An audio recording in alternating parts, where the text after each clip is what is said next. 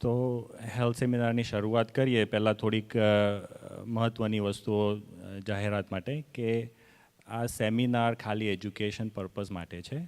આ કોઈ personal health advice તરીકે કોઈ ના લે, કારણ કે દરેકની સિચ્યુએશન, રોગ, દવાઓ બધું અલગ અલગ હોય, એટલે ક્યારે પણ અહીંયાથી જે ઇન્ફોર્મેશન આવી એ જનરલ નોલેજ માટે રાખવી, અને જરૂર પડે તો અમારી સાથે પછી વાત કરી શકો તમે, કાં પછી તમારા પોતાના ડૉક્ટર હોય એની સાથે વાત કરીને જ તમારે એક્શન લેવી, પણ આ ખાસ એજ્યુકેશન માટે છે. બીજું, જ્યારે સ્વામીએ કીધું કે આપણે હેલ્થ રિલેટેડ કંઈ કરીએ અને કાયમ પરાગ ભગત, એક સોરી ડિસ્ટર્બ કરું છું વચ્ચે. પરાગ ભગતે કીધું ને ડૉક્ટરને પૂછીને કરવું. એક દિવસ અમારા ફ્લોરિડામાં સંતો છે ને બહુ બીમાર હતા અને બધા દવા લેતા હતા એકબીજાને. અઠવાડિયું થઈ ગયું તો એ સારું નથી. યોગેશ ભગતને ફોન કર્યો. યોગેશ ભગત કે સ્વામી તમે બધાને કહો છો ને અમને પૂછીને કરવું, એમ આમાં અમે કહીએ દવા જાતે ના લઈ લો, અમને પૂછો બાપા કંઈક. આ તો એક રમૂજની વાત. હમણાં ઘનશ્યામ દાદાને રાત્રે 12 વાગે શ્વાસ એટલા બધા બંધ થઈ ગયા, અકળાઈ ગયા દાદા. રાત્રે ફોન કર્યો, બધા સંતો જાગીને ગયા. સંતો કે આ દવા આપીએ, આ દવા આપીએ, રાતના 12 વાગે. પણ મેં તરત યોગેશભાઈને ફોન કર્યો. ભગતે બધું વિડીયો કોલ કરીને ચેક કર્યું અને પછી 1-2 નાની દવા આપી. દાદાને એટલું સારું લાગ્યું. વાલા ભક્તો, આપ સર્વેને અત્યારનો સેમિનાર સાંભળવાનો છે. તમારે કંઈ તકલીફ હોય તો આ ડૉક્ટરોને પર્સનલ તમે મળીને સલાહ લઈ શકો છો. પરાગ ભગત.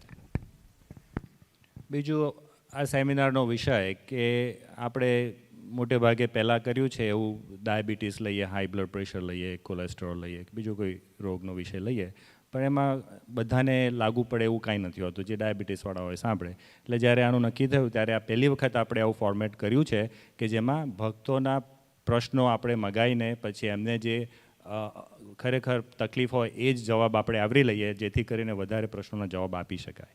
તો નવું ફોર્મેટ છે. થોડી આગું પાછું હોય તો તમારી ફીડબેક પાછળથી અમને આપજો, જેથી નેક્સ્ટ ટાઈમ આપણે વધારે સારું કરી શકીએ.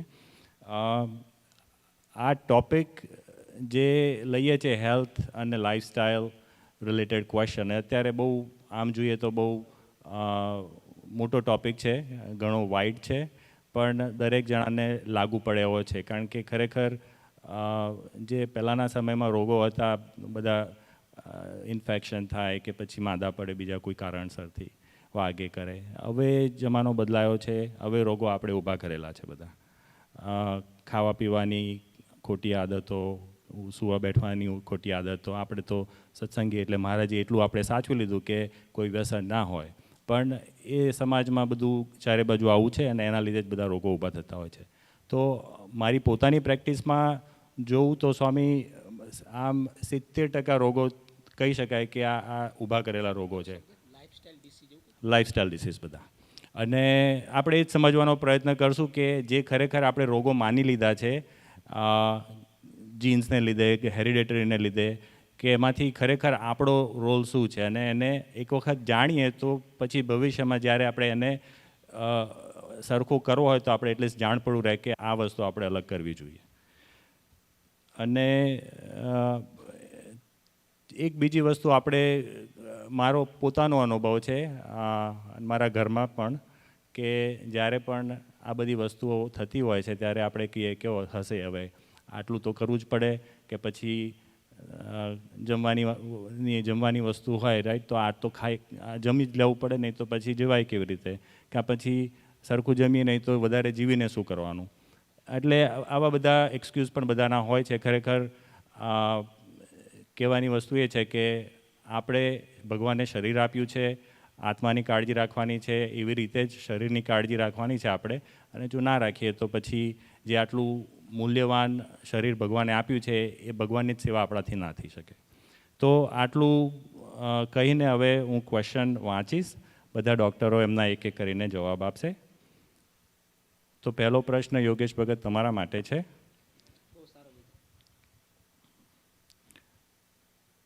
ઇંગ્લિશમાં છે, હું ગુજરાતીમાં પણ કરીને વાંચીશ. It's regarding gout and uric acid. I don't want to ask in seminar, but just wanted to know how to treat it. એટલે ગાઉટ એક જાતનો રોગ છે, એના વિશે ભક્તને પ્રશ્ન છે કે એની ટ્રીટમેન્ટ, એના વિશે જનરલ માહિતી આપો. જય સ્વામી બધાને. તો ગાઉટનું બેઝિક ઇન્ફોર્મેશન આપું તો પહેલાં ગાઉટ એટલે મોસ્ટલી તો એક જોઈન્ટ હોય ને પગના અંગૂઠો, એ જોઈન્ટમાં પેઇન થાય, સડનલી સ્વેલિંગ થાય, રેડનેસ થાય, એને ગાઉટ કહીએ. રેર કેસમાં નીમાં કે અધર જોઈન્ટમાં થાય, પણ મોસ્ટલી તો પગમાં આપણે ફીટમાં જ થતું હોય છે. કોઝ કહીએ તો આપણે ખાવામાં મોસ્ટલી તો આપણે તો ના વાંધો આવે, પણ લોકો વધારે રેડ મીટ, બિયર પીતા હોય એમને વધારે પ્રોબ્લેમ ડાયટને લીધે થતો હોય છે. યુરિક એસિડ નોર્મલ હોય આપણા માટે તો ઘણી વખત એવું ઘણાને હોય છે કે યુરિક એસિડ કરાવ્યું હોય, ગાઉટનો એટેક આવ્યો હોય, પણ યુરિક એસિડ નોર્મલ હોય એમ, તોય ગાઉટ હોઈ શકે. કે યુરિક એસિડ નોર્મલ હોય તો ગાઉટ ના હોય એવું નથી. ક્લિનિકલ મોડ ડાયગ્નોસિસ છે, અને કાં જોઈન્ટમાંથી ઇન્જેક્શનથી એસ્પિરેશન કરે તો ડાયગ્નોસિસ છે. એનું ટ્રીટમેન્ટ માટે કે ડાયટ માટે તો આપણા માટે તો રેડ મીટ કે બહુ ન ખાતા, બીન્સમાં we don't consume that much, એટલે આપણે બહુ એટલા બધા ખાતા ન હોય એટલે ડાયટમાં તો બહુ ના ફેર પડે. ડાયગ્નોસિસ એઝ આઈ સેડ કીધું એ પ્રમાણે કે મેઇનલી ધ ક્લિનિકલ ડાયગ્નોસિસ હોય. બ્લડ વર્ક કરે તો યુરિક એસિડ ઘણી વખત નોર્મલ હોય તો ગાઉટ હોઈ શકે. ટ્રીટમેન્ટની વાત કરીએ તો તમને કેટલા એપિસોડ થાય છે એ પ્રમાણે. જો તમને પહેલી વખત થયું હોય ગાઉટ ખાલી, તો યુઝ્યુઅલી તો આપણે એ ટ્રીટમેન્ટ, એની એક્યુટ ટ્રીટમેન્ટ જ કરીએ. તેના માટે યુઝ્યુઅલી એન્ટી ઇન્ફ્લામેટરી લેતા હોય, કેમ કે આપણે ઇન્ડોમિથાસિન, મોટ્રીન ને એડવિલ કામ કરે, પણ ડાક્ટરને પૂછીને વાત લેવી જોઈએ. જો તમને રિકરન્ટ થતું હોય, ઘણાને હોય કે એનો વર્ષમાં 4-5 વખત, 3-4 વખત થતું હોય, તો દેન દે મે બી નીડ ટુ આપણે કન્ટિન્યુઅસ મેડિકેશન એના માટે, કે પ્રિવેન્શન કરવા માટે કે પાછી થાય ને રિકરન્ટલી. જય સોનારાયણ. યોગેશ ભગત, યુરિક એસિડ માટે તુવેરની દાળ ને બધા થાય છે, એ વાત સાચી? યસ. એટલે diet anything in the diabetic diet, hypertension, low salt diet, એ આપણે કેટલું કન્ઝ્યુમ કરીએ છીએ, રાઈટ? તમારું એની ઉપર જ કોન્સન્ટ્રેશન હોય ડાયટમાં, then you are more risk for it and the uric acid goes higher. So okay, તો પછી એ બધી બીન્સ છે, દાળ છે, ઓછી કરી નાખે યુરિક એસિડ ઓછી થઈ જાય એવી શક્યતા ખરી? હા. ચાલો તાળીઓથી વધાવો. આપણે આટલું સમજવાનું, દાળ પીવાની બંધ કરી દેવાની, બીજું શું? પણ એમાં એવું પણ છે, એટલું હું સમજુ છું સ્વામી, કે યુરિક એસિડ બધી દાળમાં સરખું નથી હોતું. એટલે ડાયવર્સિફિકેશન ઇઝ ધ કી. આપણે કેવું છે કે તુવેરની દાળ, આપણા સમાજમાં એવું થઈ ગયું છે કે એક તુવેરની દાળ અને મગ, બસ તો બધા એના પર જ મચી પડે, બરાબર? એની સિવાયના ઘણા બધા કઠોળ છે, રાજમા છે. ઇન્ડિયામાં તકલીફ જ આ. બહુ વર્ષો પહેલાં આપણા સંતો થોડા બીમાર થયેલા, કેલ્શિયમની કમી, ડૉક્ટરે કીધું ભાઈ કેળા ખાવા, તો સંતોને ફાવી ગયું. આમે સંતોને ફરાળ ગમે, સવારે કેળા, બપોરે કેળા, રાત્રે કેળા. 3 દિવસ પછી જે શરદી કફ ચાલુ થયો, ભૂકા બોલાવી દીધા. બોલો, ઊંટ ગયો, પેલું કે બકરું નીકળ્યું ને ઊંટ પેઠું, એના જેવું થયું. એટલે ટૂંકમાં કોઈ પણ રોગ માટે આપણે આપણો રોગ ડૉક્ટર સાથે ડિસ્કસ કરીએ બેટર છે. વાત સાચી. આ તો એવું છે કે બહાર ટેન્ટમાં આપણે પ્રસાદ લેતા હોય ને, તો ઘણાને કહી દઉં કે ડાયાબિટીસ છે, એમ એટલે હું લાડવો નહીં લઉં એમ. પછી ભાતનો આમ કે થળ કર્યો હોય. તો like how you select the diet, એનો આપણને સાંભળ્યું છે કે ઓકે ભાઈ લાડવા ને મોહનથાળ છે તો દેટ્સ બેડ. યા એનો ખરાબ છે, પણ એટલું બેડ એ નથી કે તમને ભાઈ રાઈસ તમે આટલું લેતા હોય ને તમે લાડવો હોય તો કે નહીં બને ડાયાબિટીસ છે. સો એટલે સિલેક્શન ઓફ ધ ફૂડ અને પોર્શન, કેટલો પોર્શન લ્યો છો એ ઇમ્પોર્ટન્ટ છે, રાઈટ? અને આગળ આપણે લઈશું યોગેશ ભગત. આમાં એવું છે કે આ ડૉક્ટર ગમ્યા તમને? ગુરુજી ઘણીવાર કહે ડૉક્ટર યોગેશભાઈ બહુ સારા ડૉક્ટર, કોઈ દી જમવાની ના પાડે. ડાયાબિટીસ લાડુ જમવાનો પણ માપે એવું કહે છે, બરાબર? અને ભાત ઓછો કરી નાખવાનો, આપણે તાળીઓથી વધાવીએ. વાત તો સાચી છે કે બધું 100% ઝીરો કરવાથી શરીર નથી ચાલવાનું, અને બધું ગમે તેમ ખાવાથી પણ શરીર નથી ચાલવાનું. ઓકે. એટલે સંતોષ ઘણી વખત એવું થાય કે સ્વીટ ખાવી હોય તો જ સંતોષ થાય, પછી એમાંથી તમે ભાતમાંથી એટલો સંતોષ લેવો હોય તો ડબલ કરવો પડે તમારે, એના બદલે અડધો કકડો મોહનથાળ ખાઈ લો અને ભાત ઓછું કરી નાખો. એટલે હિસાબ એકનો એક છે એમ. થેન્ક યુ યોગેશ ભગત. હવે હિતેશ ભગત, તમારા માટે ક્વેશ્ચન છે. હરિભગત પૂછે છે કે નળના ઠંડા પાણી પીવાથી દાંત કળે છે, તો એના માટે શું સારો ઈલાજ છે અને દાંતની બેઝિક સારવાર માટે શું ધ્યાન રાખવું જોઈએ? જય સ્વામિનારાયણ બધા આવું હરિભક્તોને. હિતેશ બધા આપણા સંતોની બે વચ્ચે થયું હતું. હાવ નોર્મલ પાણી પીવે ને, હાવ નોર્મલ, તો એ દાંત કળવા લાગે એકદમ. તો એટલે દાંત કળવાના ઘણા બધા રીઝન છે, કે ધારો કે ગમ ડિસીઝ થયો હોય કે પછી ઘણા લોકોને એવી હેબિટ હોય કે બ્રશ બહુ જલ્દી અને વધારે પ્રેશર આપીને કરો તો જ દાંત ક્લીન થાય. એ ખોટી માન્યતા છે. બ્રશ તમારે એકદમ સોફ્ટ હેન્ડ અને સોફ્ટ બ્રશ વાપરવાનું અને દિવસમાં 2 વાર ક્લિનિંગ કરવાનું. એટલીસ્ટ 2 ટાઈમ તો બ્રશ કરવું જ જોઈએ. ઘણા તો બાથરૂમમાં બ્રશ કરતા હોય ને તો બાર કિચનમાં અવાજ સંભળાય, સાવણો ઘસતા ને એમ ઘસતા હોય. એટલે આ સમજાણો હવે આ નવી વાત. તમે જુઓ સ્વામી, બ્રશ તમે જે લોકો હેવી યુઝ કરતા હોય ને બ્રશ, તમે જુઓ ને તો થોડાક દિવસમાં બ્રશના બ્રિસ્ટલ આખા વળી ગયા હોય. એનું રીઝન જ એ છે કે તમે બ્રશ તમારે બહુ હાર્ડ બ્રશ કરો છો. એટલા માટે તમે રિકમેન્ડ કરીએ કે 2 કે 3 મહિને બ્રશ ચેન્જ કરી નાખો. કારણ કે જે બ્રિસ્ટલ વળી ગયા હોય એનાથી દાંત ક્લીન થાય જ નહીં. પછી બીજું ઘણા બધા રીઝન એવા છે, 2 મહિને ઘણા બધા રીઝન એવા છે કે ધારો કે કોઈને સ્ટ્રેસ હોય, એન્ઝાયટી હોય, કે પછી એના હિસાબે દાંત કચકચાવાની ટેવ હોય, એના હિસાબે દાંત ઘસાઈ જાય તો બી એનાથી સેન્સિટિવિટી થાય. પછી બીજું રીઝન એ છે કે ઘણા લોકોને એવું હોય કે રેગ્યુલર કોઈ દિવસ ક્લિનિંગ કરાવ્યું જ ના હોય. 15 વર્ષ થઈ ગયા, 20 વર્ષ, 30 વર્ષથી દાંત યુઝ કરતા હોય પણ ક્લિનિંગ કોઈથી કરાવ્યું જ ના હોય. એટલે કેવું થાય, ક્લિનિંગ ના કરાવ્યું એટલે આજુબાજુ દાંતની આજુબાજુ બધું છે ને કેલ્ક્યુલસ કે એને પહેલાં પ્લાક બિલ્ડઅપ થાય, એમાંથી કેલ્ક્યુલસ બિલ્ડઅપ થાય. એ કેલ્ક્યુલસમાં બેક્ટેરિયા જ હોય.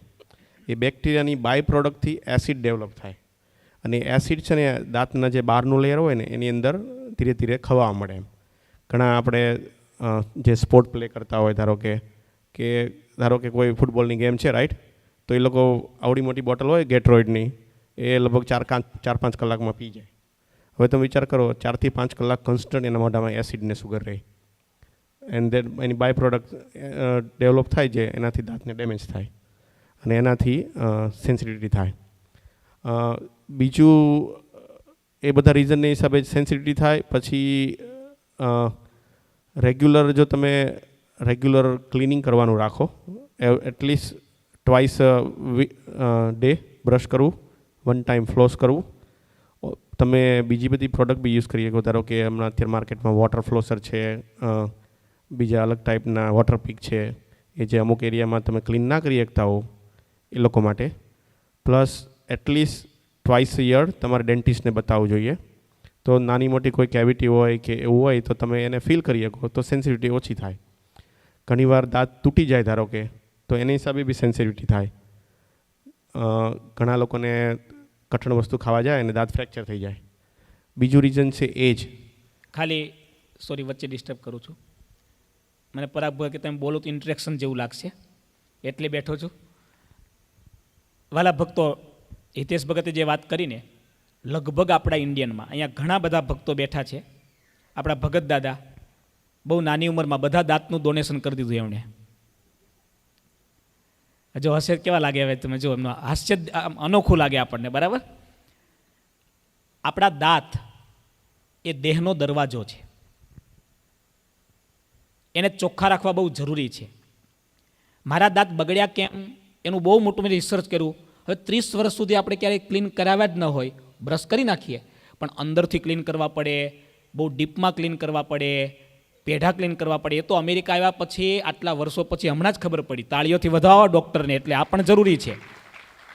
ઘણા માણસોને સામે એવી ટેવ હોય કે ભાઈ અમે રોજ બ્રશ તો કરીએ છીએ તો પછી ક્લીન કરવાની શું જરૂર છે. અમે એવું જ માનતા હતા, ઘણા નહીં, અમે જ એવું માનતા હતા. બરાબર. તમે વિચારો, ધારો કે આપણે કાર્પેટ છે અહીંયા, રાઈટ, આપણે રોજ જ વેક્યુમ કરીએ. કોઈએ ઘરમાં કાર્પેટ હોય, રોજ વેક્યુમ કરો તમે, રાઈટ. તમે 6 મહિને એકવાર કાર્પેટ ક્લીન કરાવજો, કેટલો કચરો નીકળશે અંદરથી તમને ખબર પડશે. એમ રેગ્યુલર તમારે એવરી 6 મંથ 1 ટાઈમ ક્લિનિંગ કરાવવું જ જોઈએ પ્રોફેશનલી. તો અમુક એરિયા એવા હોય કે જેમાં તમે પોતે જાતે ક્લીન ના કરી શકો તો એ ક્લીન થઈ જાય. યોગેશ ભગત, મને દાંતમાં એવી પોઝિશન આવી હતી, ખીચડી માંડ ખવાય, રોટલી કે શાક પણ જમાય નહીં, એટલું બધું દુખે, એટલું બધું કળે, થોડું જમવું તો. નીલકંઠ સ્વામીને પણ ખબર હશે, 10-11 વર્ષ પહેલાંની વાત કરું. ભગતે બધી ચેક કર્યું, દાંત સારા હતા, પણ પેલું ક્લીન ક્યારે કર્યું ના હોય ને, એ પ્લેક થઈ ગયું હોય, ટાટર જામી ગયા હોય, એને લીધે ઉપરનું એનેમલ ઘસાઈ ગયેલું. એ પાછા જે આગળના ડૉક્ટરે જે પેલું ક્લીન કર્યું એને લીધે એનેમલ વધારે ઘસાઈ ગયેલું, એને લીધે પ્રોબ્લેમ હતો. ભગતે શું કર્યું, એક એનેમલનું લેયર ઉપર આખું લગાડી દીધું દાંતની ઉપર. આજે 11 વર્ષ થયા, નથી કોઈ કેવિટી, નથી કોઈ રૂટ કેનાલ. થોડું આપણે ધ્યાન રાખીએ, 6 મહિને ટ્રીટમેન્ટ કરીએ, ક્લિનિંગ કરાવીએ, તો આપ સર્વે ભક્તો, આપણા કિશન ભગત છે, ભગત દાદા છે, ઘણા બધા એવા પરિવારના ભક્તો છે જે લોકોને દાંતની નાની મોટી બહુ મોટી તકલીફો વર્ષો પછી ખબર પડી. તો આપને દાંતનું પણ થોડું ધ્યાન રાખવું જોઈએ, કેમ કે દાંતનું ધ્યાન રાખીએ તો લાડવા લાંબા સમય સુધી. હા, તાળીઓ તો પાડો તમે. આપણે છેલ્લો ત્યાં સુધી પહોંચી જવાનું બસ. અત્યારે આપણા દેહ માટે ચર્ચા છે, આત્માની ચર્ચા સાંજે ગુરુજી આપણને કરવાના છે, બરાબર? લાલજી બધા પાડે જો છે ને અમારા ટેકો આપનારા. બીજી વસ્તુ સ્વામી એવું હોય, ઘણીવાર આપણે એમ કહીએ ને તો કે ડૉક્ટર ઇન્સ્યોરન્સ નહોતો મારી પાસે, અને એ કે ડેન્ટિસ્ટની ટ્રીટમેન્ટ અહીં મોંઘી થાય. મેં કીધું ટ્રીટમેન્ટ તમે ધારો કે ક્લિનિંગ કરાવો તો ક્લિનિંગ એટલું બધું એક્સપેન્સિવ નથી, પણ પછી ધારો કે મેજર પ્રોબ્લેમ થશે તો ઇટ્સ ગોના બી મોર એક્સપેન્સિવ. હા, સરવાળે તો મોંઘું જ પડે છે, આપણે જાણીએ છીએ. એટલે કદાચ તમે બધા ભક્તો અહીંયા બેઠા છો એટલે ટૂંકમાં કહું, તમને કંઈ નાની મોટી તકલીફ હોય તો આપણા ઘરના ડૉક્ટરો છે, ક્યારેક સલાહ પણ લેજો, ક્યારેક મળજો પણ ખરા, તમને પ્રોપર માર્ગદર્શન આપશે. ઘણાને એવું પણ છે કે દાંતની તકલીફ હોય તો ભારતમાં જઈને ટ્રીટમેન્ટ કરે, પણ અમેરિકા અથવા ઇન્ડિયા દાંતની સારવાર તકલીફ હોય તો કરવી જરૂરી છે ને છે.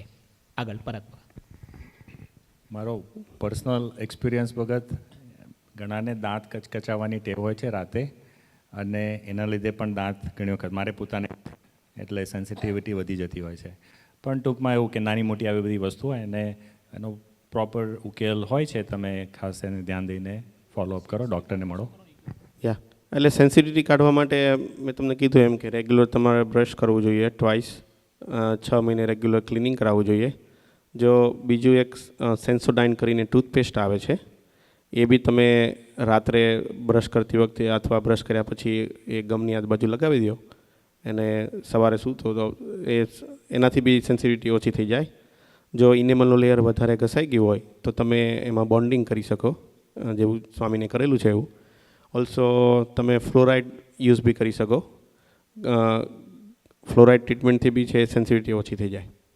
જય સ્વામિનારાયણ. હિતેશ ભગત, થેન્ક યુ. બીજું એક વસ્તુ, જે જે લોકોને સ્ટ્રેસ કે એન્ઝાયટી હોય ને, એ લોકો દાંત કચકચાવતા હોય છે ને, એની માટે એક ઓક્લુઝલ ગાર્ડ આવે છે. આઈ થિંક લગભગ આપણા 90-80% ઇન્ડિયન પેશન્ટ હોય એને દાંત ઘસાયેલા જ હોય, કાં રેગ્યુલર ક્લિનિંગ ના કરાયું હોય એને હિસાબે, કાં ઉંમરને હિસાબે. પણ એ લોકો જો ઓક્લુઝલ ગાર્ડ પહેરે તો એનાથી એમને ઊંઘવાના પ્રશ્ન સોલ્વ થઈ જાય, એમને જોઈન્ટમાં પેઇન થતું હોય તો એ સોલ્વ થઈ જાય. ઘણા બધા રીઝનને હિસાબે દાંત કચકચાવતા હોય છે લોકો, તો એ ઘણી બધી વસ્તુ માટે નાઇટ ગાર્ડ કહેવાય છે ને, ઓક્લુઝલ ગાર્ડ, એ હેલ્પ કરે. જય સ્વામિનારાયણ. થેન્ક યુ હિરેન ભગત. તાળીઓથી વધારીએ આપણે એમને.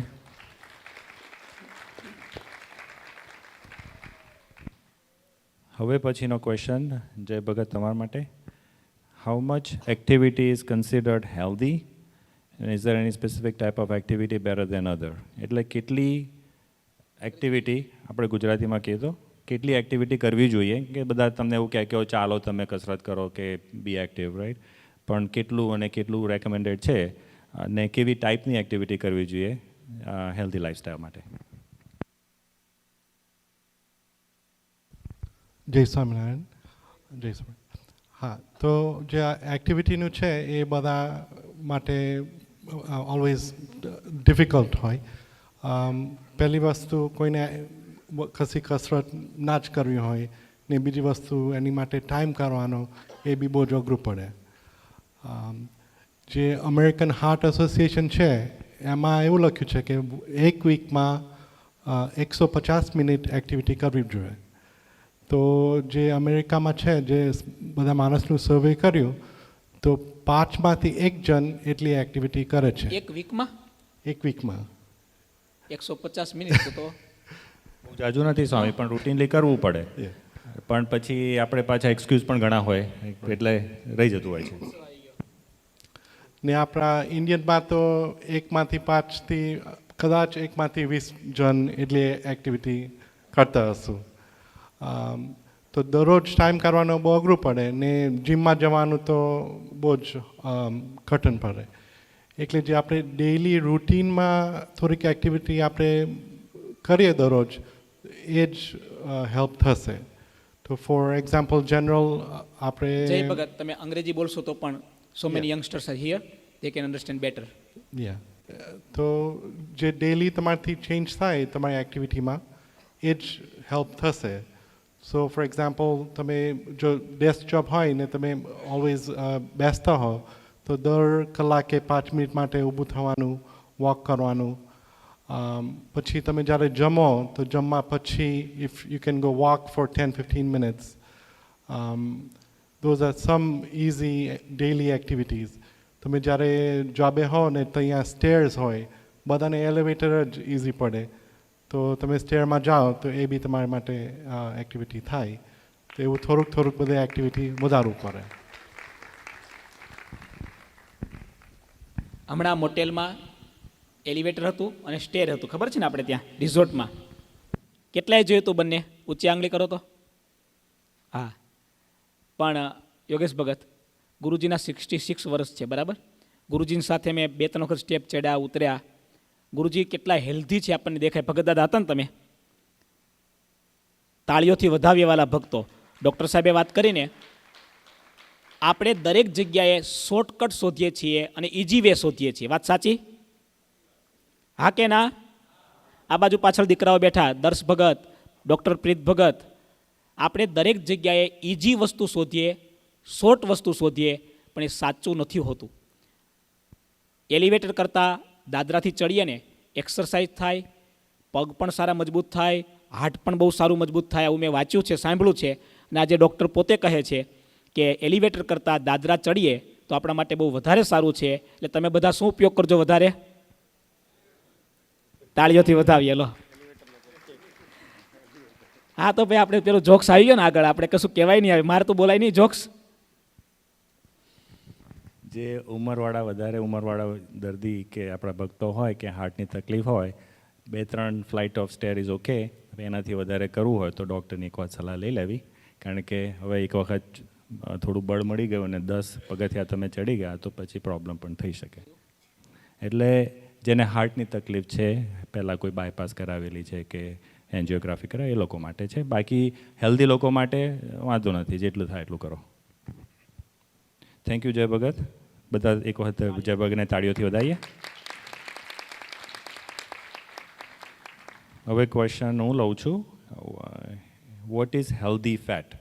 હવે આવો ક્વેશ્ચન છે એટલે એના 2 અર્થ મેં કાઢ્યા. હેલ્ધી ફેટ એટલે ખાવાનું ફેટ, કાં પછી હેલ્ધી ફેટ એટલે આપણે શરીરમાં ચઢાયેલું હોય એ ફેટ. તો હવે 2 રીતે જોઈએ. તો એક જમવાનું ફેટ આપણે જોઈએ. હેલ્ધી ફેટ એમાં મોસ્ટલી આ ભાષામાં કહીએ ઇંગ્લિશમાં poly unsaturated fat is considered to be healthy. તો હવે પોલી અનસેચ્યુરેટેડ ફેટ એટલે હવે ગુજરાતીમાં સમજાવો એને, બરાબર? તો ઓલિવ ઓઇલ છે, બરાબર? જે બી સીડમાંથી નીકળેલા ઓઇલ છે એ બધા અનસેચ્યુરેટેડ ફેટ હોય એમાં. તો olive oil is considered to be very healthy, કારણ કે એમાં બધા જ mostly polyunsaturated fatty molecules હોય છે. આપણે જે વાપરીએ એમાં મોસ્ટલી ફ્રાય કરવા માટે જે વાપરીએ છીએ તો એમાં હાઈ ટેમ્પરેચર પોઈન્ટવાળા ઓઇલ જોઈએ. તો પીનટ, પછી સનફ્લાવર, કનોલા અને avocado oil. avocado is also considered to be like neutral, એટલે એની બહુ ટેસ્ટ નથી હોતો. Peanut is also good. In general fat તમે લો તો એ ઓછું લેવું. અને personally I prefer sunflower, cotton seed oil અને પીનટ ઓઇલ અને avocado ઓઇલ. બીજું, જ્યારે બી આપણે ફેટની વાત કરીએ કે હવે પરાગ ભગત, એક પીનટનું ઓઇલ એ રેગ્યુલર માટે સારું કે કેવું? ત્યાં જાઉં છું સ્વામી. ઓકે. બને Okay. ત્યાં સુધી પ્રોસેસ્ડ ઓઇલ વાપરવું ઓછું. એટલે જ્યારે પણ આપણે તેલ કાઢેલું હોય તો દેટ્સ હાઈલી પ્રોસેસ્ડ ઓઇલ, તો બને ત્યાં સુધી એને ઓછું વાપરવું. એટલે તળવા માટે વાપરતા હોય તો એ પછી એનો પોર્શન કંટ્રોલ કરો, યોગેશ ભગતે એવું કીધું એવી રીતે. એમાં પછી ફેટ વધારે હોય એવું? કોઈ બી તળેલી વસ્તુ એમાં ફેટ તો આવવાનો જ હોય. અને એ તેલ તમે એકવાર તળો, 2 વાર તળો, એમાં એવું કરું ખરું? આટલા વખત તળો પછી ના વાપરવું જોઈએ? અમુક સાયકલ થાય પછી તમારે બંધ કરી દેવું, ના જ કરવું જોઈએ, કારણ કે એમાં પછી ટ્રાન્સ ફેટ અને બધા એના ટોક્સિક કમ્પાઉન્ડ્સ વધી જતા હોય છે. એટલે જ્યારે ફેટને તળીએ, હું એનું મોલિક્યુલનું નામ ભૂલી ગયો છું, પણ જ્યારે બી તળવાની પ્રોસેસ થાય અને દરેક ફેટના, દરેક ઓઇલના ટેમ્પરેચર એટલે હીટ પોઈન્ટ્સ હોય છે, અને હીટ પોઈન્ટથી ઉપર જાય તો એ ફેટનું ટાઈપ બદલાઈ જાય. એટલે જે પીનટ ઓઇલ આપણે ડબ્બામાંથી કાઢીએ અને પછી તળ્યા પછીનું એ કાઢેલું હોય તો એમાં અમુક portion of that peanut oil એ બદલાઈ ગયેલો હોય, અને એમાં અમુક કમ્પાઉન્ડ્સ એવા હોય કે એ ખરેખર લીવરને ઇન્જર કરી શકે. એટલે વધારે તળેલું ફેટ, અને ઇવન સિટીમાં બી રિક્વાયરમેન્ટ હોય કે અમુક વખત તળ્યા પછી એ કાઢી નાખવું પડે. તો પ્રોસેસ્ડ અને અનપ્રોસેસ્ડ આપણા દેશમાં, વિદેશમાં આપણે સાંભળીએ 21 વર્ષ 22 વર્ષના છોકરાઓને એટેક આવવા મળ્યા અત્યારે, બરાબર? આપણે તાળીઓથી વધાવીએ. આ બહુ મહત્ત્વનો મુદ્દો છે. ફેટ બહારના જે ખોરાકના છે એની અંદર પણ કેટલું કયું લેવું જોઈએ, ના લેવું જોઈએ, એ બહુ ધ્યાન રાખવા જેવું છે. જેમાં ઇન્ડિયનમાં ખાસ કરીને બળેલું તેલ, વાપરેલું તેલ, ભજીયા બહુ ભાવે, એક કડાઈ મૂકી રાખ્યું હોય, સાંજ પડે એટલે શું કરી નાખવાનું? હા, જો બોલ્યા, હા, બધા હશે, બધાના ઘરમાં આમ જ ચાલતું છે. ખાનારા બદલે, બરાબર, બનાવનારા બદલે, પણ કડાયું તો તેલ પણ. એટલે આવું તેલ 5, 10, 15, 20, 25 વખત જ્યારે વપરાય છે ત્યાર પછી એ પોઈઝનના રૂપમાં આવી જતું હોય છે, અને એના દ્વારા તૈયાર થયેલું જે કોઈ ફૂડ એ નાની ઉંમરના માણસને પણ બહુ મોટું નુકસાન કરે છે, જે આપણે જોઈએ છીએ. તાળીઓથી વધાવીએ. બહુ સરસ આ બધા ડૉક્ટર ભક્તો ટૂંકમાં માહિતી આપી રહ્યા છે. પરાગ ભગત, આગળ લેજો તમે.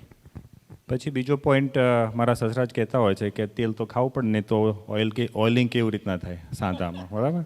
તો તેલ ખવાય, વાંધો નથી, પણ એ તમે નેચરલ ફોર્મમાં ખાઓ. એટલે નટ્સ છે, સીડ્સ છે, તમે ખાવું હોય તો અખરોટ ખાઓ, બદામ ખાઓ, કાજુ ખાઓ, એ બધામાં તેલ હોય જ છે. કારણ કે આ બધા જે તેલ નીકળે છે અલ્ટિમેટલી સીડ્સમાંથી જ નીકળે છે.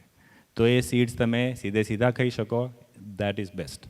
અને અમારા ઘનશ્યામ દાદાને એકવાર મેં કીધું, દાદા હવે ઉંમર થઈ, બહુ ચકતા ના ખવાય. મને કે ચકતા ના ખાય ત્યાં ઓઇલ કેમનું પહોંચે? હા, બધાને દાદા એવું મને છે. કહેતા.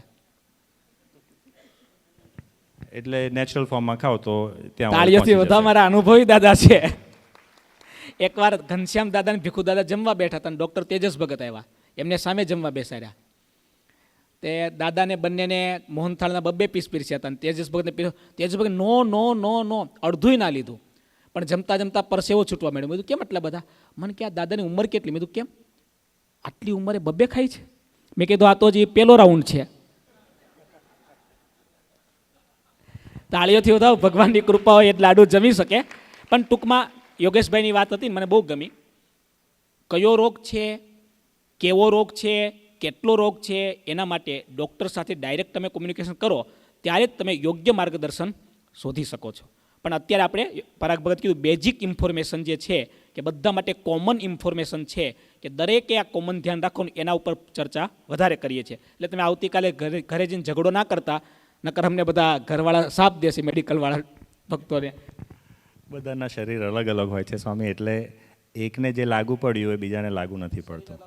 શક્તિ અલગ, જીનેટિક્સ અલગ. એટલે એટલા માટે તો કહીએ કે health advice is very personal. એટલે ઇન્ડિવિજ્યુઅલ તમે ડૉક્ટરને બતાવો, તમને જે એડવાઇસ આવે એ ગૂગલમાંથી ના મળે. અને અમારે એવા દર્દીઓ હોય અલગ કે ગૂગલવાળા આવ્યા, એ સાંભળીને કે ચેક કરીને પછી કંઈક કરવાનું નહીં કરવાનું કર્યું ને પછી કંઈ ઊંધું થાય.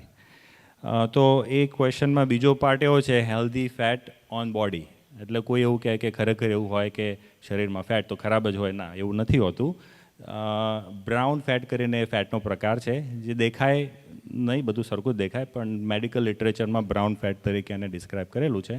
મોસ્ટલી બેબીઝમાં હોય. આપણે બધા નાના હતા ત્યારે આપણી પાસે હતું. અને ફેટનું કામ એ છે કે તમારું ઓઇલ જે શરીરમાં ફેટ છે એ બર્ન કરે, બ્રાઉન એડિપોઝ ટિશ્યુ કહેવાય એને, અને સીધી ગરમી પેદા કરે. છોકરાઓ, નાના બાળકો એને 10-15% હોય, ઓવર ટાઈમ આપણે જેમ જેમ મોટા થતા જઈએ એમ એ ફેટ ઓછું થાય. તો અત્યારે સાયન્સમાં એવું છે કે એ ફેટને કેમ કરતાં તમે વધારી શકો તો ઓછી કસરત કે ઓછી એક્ટિવિટી કર્યા છતાં તમે વધારે કેલરીઝ બર્ન કરો. કારણ કે અલ્ટિમેટલી ફેટ શરીરમાં ચરબી વધે, ઇટ્સ ઓલ બેંક બેલેન્સ. વધારે ખાઓ, ઓછું વાપરો, એ એફડી થવાની છે એની. એફડી એટલે ફેટ ડિપોઝિટ, બરાબર?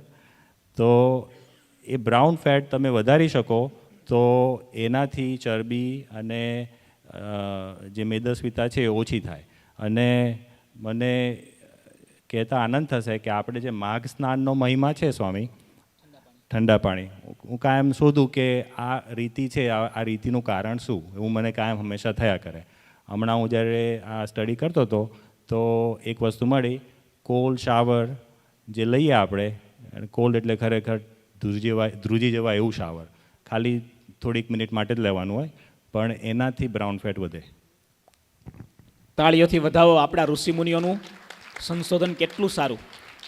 નીલકંઠ સ્વામીને ખબર હશે, પૂજ્યપાદ ગુરુજી ઘણીવાર સંતોને કે મને બહુ થાક લાગ્યો હોય ને, ખબર છે નીલકંઠ સાહેબ, ગુરુજી કે હું બહુ થાકું ને ત્યારે મારી આદત ઠંડા પાણીનો નળ ચાલુ કરું અને થોડી વાર ઠંડા પાણીથી સ્નાન કરું, મારો બધો જ થાક ઉતરી જાય. આવી વાત ગુરુજીએ અમને સંતોને અનેક વાર કરી છે. પણ આપણે શું કરીએ, થાકીએ એટલે કયું પાણી શરૂ કરીએ? હા, અમારા ઘનશ્યામ દાદાને પૂછો, બ્રહ્મરંધ્રમાં શેક કરે. હા દાદા, અડધો કલાક શેક કરે ને ત્યારે બ્રહ્મરંધ્ર ખીલે. પણ આજે આ વાત સમજાણી, બ્રાઉન ફેટ શું છે, બ્રાઉન ફેટ કેવી રીતે આપણે વધે છે, ઠંડા પાણીનો સ્નાનનો શું મહિમા. આપણા ઋષિમુનિ સવારે વહેલા જાગતા, નદીમાં જઈને ઠંડા પાણીમાં સ્નાન કરતા, તાળીઓથી વધાવીએ. આમાં બહુ મોટું સાયન્સ અને શાસ્ત્ર બંને સમજાવી વાત છે. પરાગ ભગત આગળ લેજો તમે. બીજું હેલ્ધી લાઇફસ્ટાઈલ, હોલ એટલે શાકાહારી, આપણે તો બધા શાકાહારી એટલે બીજું કંઈ કહેવાનું નથી એમાં, પણ આખું જે ખાઈએ રાંધ્યા વગરનું કે સલાડ કે બધું, એનાથી પણ બ્રાઉન ફેટ વધે. વધારે પાણી પીવો અને એક્સરસાઇઝ કરો, એનાથી પણ બ્રાઉન ફેટ વધે. જય સ્વામિનારાયણ. હવે નેક્સ્ટ ક્વેશ્ચન યોગેશ ભગત તમારે. ઇંગ્લિશમાં છે, is Ozempic medicine okay to take for weight loss? એટલે ઓઝેમ્પિક નામની મેડિસિન આવે છે ડાયાબિટીસના દર્દીને વેઇટ લોસ માટે, તો એ લેવાય કે નહીં?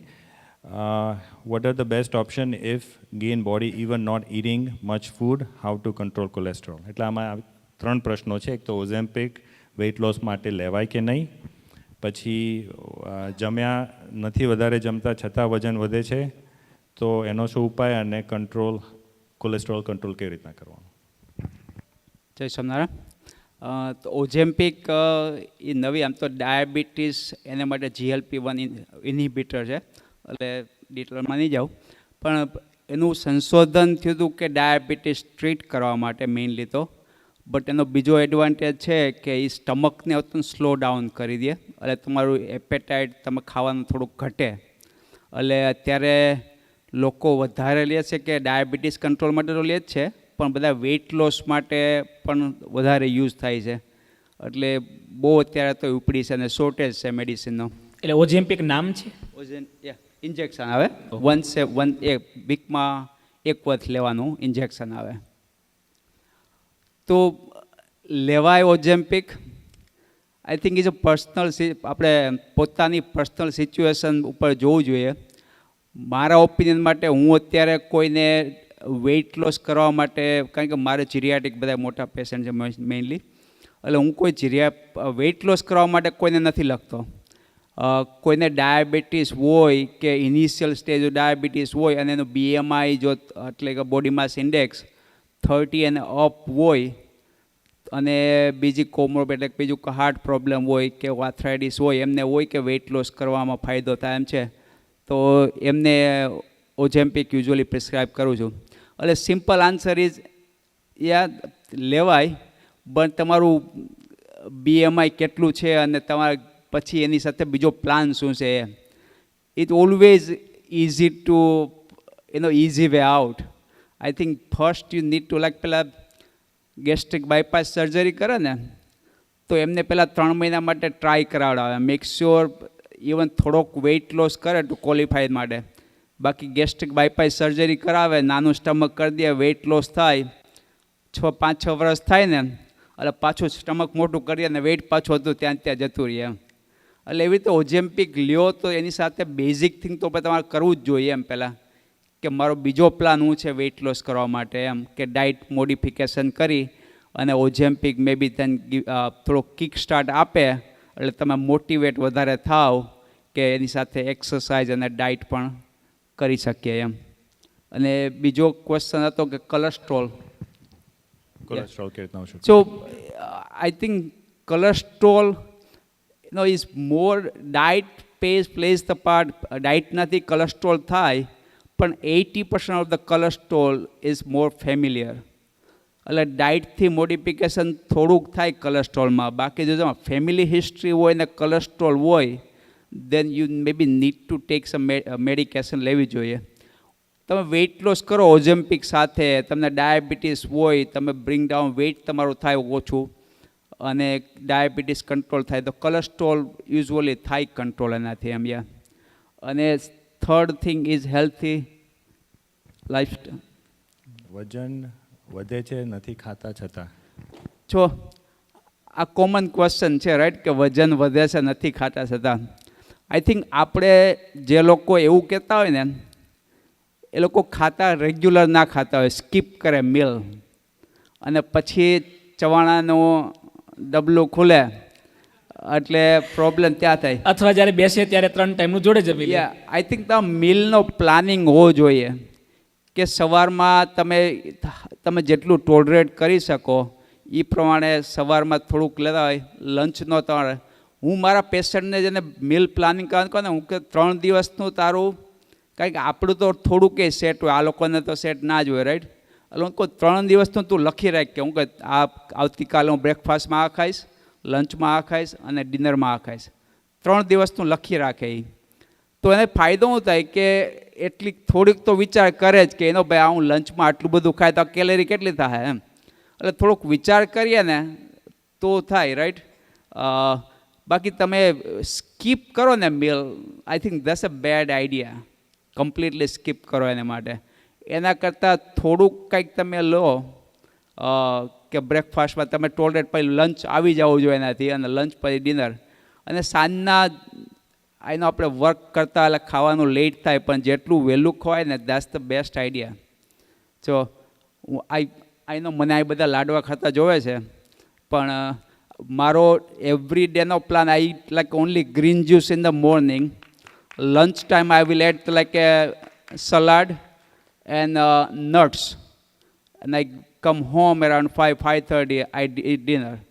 So weekdays is set. Like I think green juice કે કાંઈ સવારમાં પીવો એટલે તમારું તમે it's depend on the health. તમારે ડાયાબિટીસ હોય તો પાછું દવા લેતા હોય, you can do it. But એમ કે તમારો પ્લાન થોડોક સેટ હોય ને વીકડેઝમાં, તો ઇટ મેક્સ ઇઝીયર. એટલે how much calorie we consume, આપણે નાની વસ્તુ લેતા હોય ને દિવસમાં એ ગણતા ના હોઈએ. આપણે હેલ્થી વસ્તુ ખાઈએ તો એમાંય કેલેરી હોય. તમે આપણે ખજૂર ખાઓ 5 પેજી તો એમાંય વેઇટ હોય જ. તમે ડ્રાય ગ્રેપ્સ કે એવું કાંઈ ખાઓ તો એમાંય કેલેરી તો બધામાં આવવાની જ એમ. એટલે તમે કેલેરી કન્ઝ્યુમ કરતા હોય અને સામે એક્ટિવિટી એટલી ના હોય, એટલે વેઇટ એવી રીતના વધવાનું છે, અનલેસ તમને કાંઈ મેડિકલ કન્ડિશન બીજી હોય. FD, fat deposit.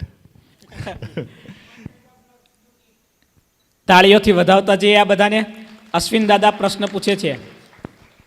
સો એની નટ્સ રાઈટ, પીનટ્સ, બદામ હોય કે કાજુ હોય, પિસ્તા. So I keep it at work. I know તો એટલે lunch time peanut is good. અમે એમાં એવું છે, અતિ સર્વત્ર વજ્રએત, એટલે એક પર તમે બેઠા અને મચી પડ્યા તો પણ ખરાબ. મારે ડાયવર્સિફાય, થોડુંક બધું જમો. પણ પછી એવું થાય કે પીનટ જ બસ ખાધે રાખો, સારું છે ઓઇલ ખાઓ એના કરતાં પીનટ ખાઓ, પણ એકલા પીનટ ખાઓ તમને બધા બીજા નટ્સનો બેનિફિટ નહીં મળે, એટલે થોડું બધું જમો. બીજો એક એવો કોન્સેપ્ટ છે સ્વામી નવો, કે આના જ ફોલોઅપમાં મારો ક્વેશ્ચન હતો ભગત, એટલે એ વાંચીને હું ચાલુ જ રાખું. તો હવે તો મારો પ્રશ્ન મારી પાસે જે આવવાનો હતો એ તો કે ડાયટ અને કસરત કરવાથી વજન ઘટે છે, પણ 1 કે 2 દિવસ બ્રેક લાગે તો પાછું વધી જાય છે. તો આવું કેમ અને આને કેવી રીતના ફિક્સ કરવાનું. તો હું એવું માનું કે જેને પ્રશ્ન પૂછ્યો છે એને બેઝિક ડાયટિંગનો પ્રિન્સિપલ્સ ખબર છે અને આ હિસાબ કેવી રીતના ચાલે છે એમ જોઈએ તો જે ડાયટ કરતા હોય એને એવું માનું કે એને ઓબેસિટી હશે થોડી ઘણી. ઓબેસિટી એટલે જ્યારે મેદસ્વીતા ચરબી વધારે હોય, મેડિકલના ક્રાઇટેરિયા પ્રમાણે તમારું બીએમઆઈના કેલ્ક્યુલેટર ઓનલાઈન અવેલેબલ છે. બીએમઆઈ તમારું 25 થી 30ની વચ્ચે હોય તો ઓવરવેટ કહેવાય, 35થી ઉપર જાય તો તમે ઓબેઝ કહેવાઓ. અને એ તમે જ્યારે એ સ્થિતિએ પહોંચ્યા હોય બેઝિકલી તમારું બેલેન્સ ખોરવાઈ ગયેલું છે. તમે જમો છો વધારે અને એનર્જી એક્સપેન્ડિચર ઓછી છે. શરીરમાં source of energy is glucose અને એ બધું જ જમીએ એમાંથી મળે. ખાલી પાણી છે એવું જેમાંથી તમને કોઈ એનર્જી નથી મળતી, જેટલું પીવો હોય એટલું પીવો. આપણા એશિયનમાં ભગત તમારી પ્રેક્ટિસમાં ખબર નહીં તમે કેટલું કરો છો, પણ જેટલું હું સમજું છું BMI is not a good indicator. આપણે વેસ્ટ સરકમફરન્સ પર વધારે જવું જોઈએ, કારણ કે આપણા બધાનો બીએમઆઈ તમે ચેક કરો તો 25 થી 30ની અંદર આવશે. ભાગ્યે જ કોઈ 30ની ઉપર ક્રોસ કરશે. તો એ 25 થી 30ની અંદર બધા હેલ્ધી કહેવાય કે નહીં? તો એના માટે બીજો ક્રાઇટેરિયા છે વેસ્ટ સરકમફરન્સ. તમારી નાભી હોય ત્યાં તમારે ટેપ મૂકવાની ને માપવાનું એટલે પછી શ્વાસ અંદર લઈને નહીં માપવાનું, શ્વાસ છોડીને માપવાનું, એટલે બરાબર એનું માપ આવે. અને બહેનોમાં 80થી ઉપર 80 સેન્ટીમીટર એનાથી ઉપર જાય તો પ્રોબ્લેમ, અને ભાઈઓમાં 90થી ઉપર જાય તો પ્રોબ્લેમ. તો આ પ્રોબ્લેમ કેમ? તો છેલ્લે જે બધું નવું રિસર્ચ આવે છે એમાં એવું છે કે ચરબી છે પણ એ ક્યાં છે એ વધારે ઇમ્પોર્ટન્ટ છે. તો એ ક્યાં છે? તો શરીરમાં પેટના અવયવો પર છે, છાતીના અવયવો એટલે ફેફસા છે, લંગ્સ છે, ફેફસા છે, હાર્ટ છે, એ બધા પર તમારે ચરબી વધારે છે તો એ વધારે નુકસાનકારક છે. અને એ આપણી ઇન્ડિયન પોપ્યુલેશનમાં વધારે પ્રોબ્લેમ છે. એટલે આપણે ફાંદ વધારે હોય, બીજે બધે ચરબી ઓછી હોય, બીએમઆઈ ચેક કરો તો બરાબર આવે, પણ તમે વેઇસ્ટ સરકમફરન્સ ચેક કરો તો એ વધારે આવે. બીએમઆઈ નોર્મલ આવે પણ વેઇસ્ટ સરકમફરન્સ વધારે આવે. તો શું કરવું? તો હવે એમાં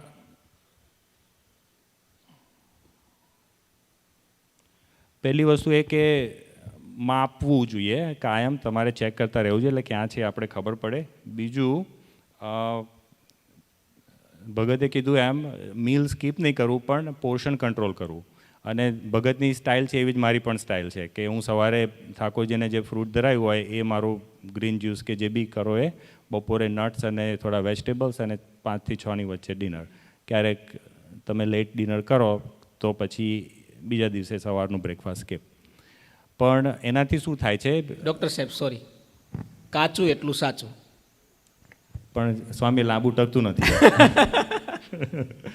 એટલે જે બી કરીએ આપણે એ નાનું કરીએ પણ લાંબો ટાઈમ ચાલે એવું કરીએ. 100% તો નથી પોસિબલ, પણ તમે કીધું એવું સવારના બ્રેકફાસ્ટમાં પણ બધા કંઈ પણ કાચું વસ્તુ લઈને તો પણ હેલ્થ માટે બહુ સારું છે. તમે ગ્રીન જ્યુસ લો, તમે ફ્રૂટ્સ લો. અમે સંતો પણ લગભગ ફ્રૂટ્સ લઈએ સવારે ક્યારેક ભૂખ લાગી હોય તો, અથવા સ્કીપ કરીએ. પતંજલિ ભગવાને બહુ સરસ સૂત્ર લખ્યું છે. આપણા શરીરમાં અગ્નિ છે જેને જઠરાગ્નિ કહીએ આપણે. ગીતાના 15મા અધ્યાયમાં ભગવાન કૃષ્ણ પણ કહે છે, પ્રાણાપાન સમાયુક્ત પચામ્યન્નમ ચતુર્વિધમ. હું જ પ્રાણ, અપ્રાણ, વ્યાન, ઉદાન અને સમાન બની અન્નનું પાચન કરાવું છું. હું એટલે કોણ? ભગવાન પોતે. આપણા વેદોમાં, શાસ્ત્રોમાં પણ જઠરાગ્નિ એ ભગવાનનું સ્વરૂપ છે. એ અગ્નિ પ્રજ્વલિત ક્યારે થાય? સવારે ભૂખ લાગે છે, સારા સાઇન છે. પણ ભૂખ લાગે ત્યારે સારી તાજી વસ્તુ તમે શરીરને આપો છો, ગ્રીન જ્યુસ છે, ફ્રેશ ફ્રૂટ છે, કે બીજી કોઈ કાચી વસ્તુ છે, એમાં એનર્જી બહુ એક્ટિવ હોય છે. એ એનર્જી તમારા શરીરને મળે એનાથી તમારું શરીર ઘણું બધું મજબૂત બને છે. અને બહુ સાચી વાત સ્વામીજી, કારણ કે જેટલું નેચરલ તમે ખાઈ શકો એટલું તમારા માટે સારું છે. હવે મેં ઘણાને આવી સલાહ આપી તો કે એ તો પચવામાં બહુ અઘરું, તો પછી એનું શું કરવાનું? પણ એકચ્યુઅલી એવું નથી. જેટલું તમે રિફાઇન્ડ એટલે પ્રોસેસ ફૂડ ખાઓ ને એટલું શરીરને વધારે નુકસાન થાય છે. મેદાનો લોટ વધારે નુકસાનકારક ઘઉંના ફાડા કરતાં. એટલે એવી રીતનું છે, જેટલું નેચરલ ખાઈ શકો એટલું ખાઓ. તો એટલે પ્રશ્ન એ છે કે વજન વધે છે, ઘટે છે, પણ પાછું આવી જાય છે. તો શરીરમાં ગ્લુકોઝ જ્યારે તમે જમીએ ગ્લુકોઝ બને સીધો લીવરમાં જાય. લીવરમાં જો ઓલરેડી સ્ટોરેજ હોય તો એ ફેટમાં જાય. નોર્મલી જ્યારે આપણે ડાયટ કરવાનો શરૂ કરીએ તો જે લીવરનું સ્ટોરેજ ફેટ એને ગ્લાયકોજન કહેવાય એ વપરાય અને એની સાથે ઘણું બધું પાણી પણ હોય. એટલે જ્યારે તમે 2 દિવસ ડાયટ કરો 3 દિવસ તો એની સાથે ગ્લાયકોજન વપરાઈ જાય. માંડ 500 ગ્રામ જેટલો હોય અને એનાથી ઉપર બીજું બધું પાણી હોય લીટર જેટલું. તો એ વોટર વેઇટ લૂઝ કરો છો તમે.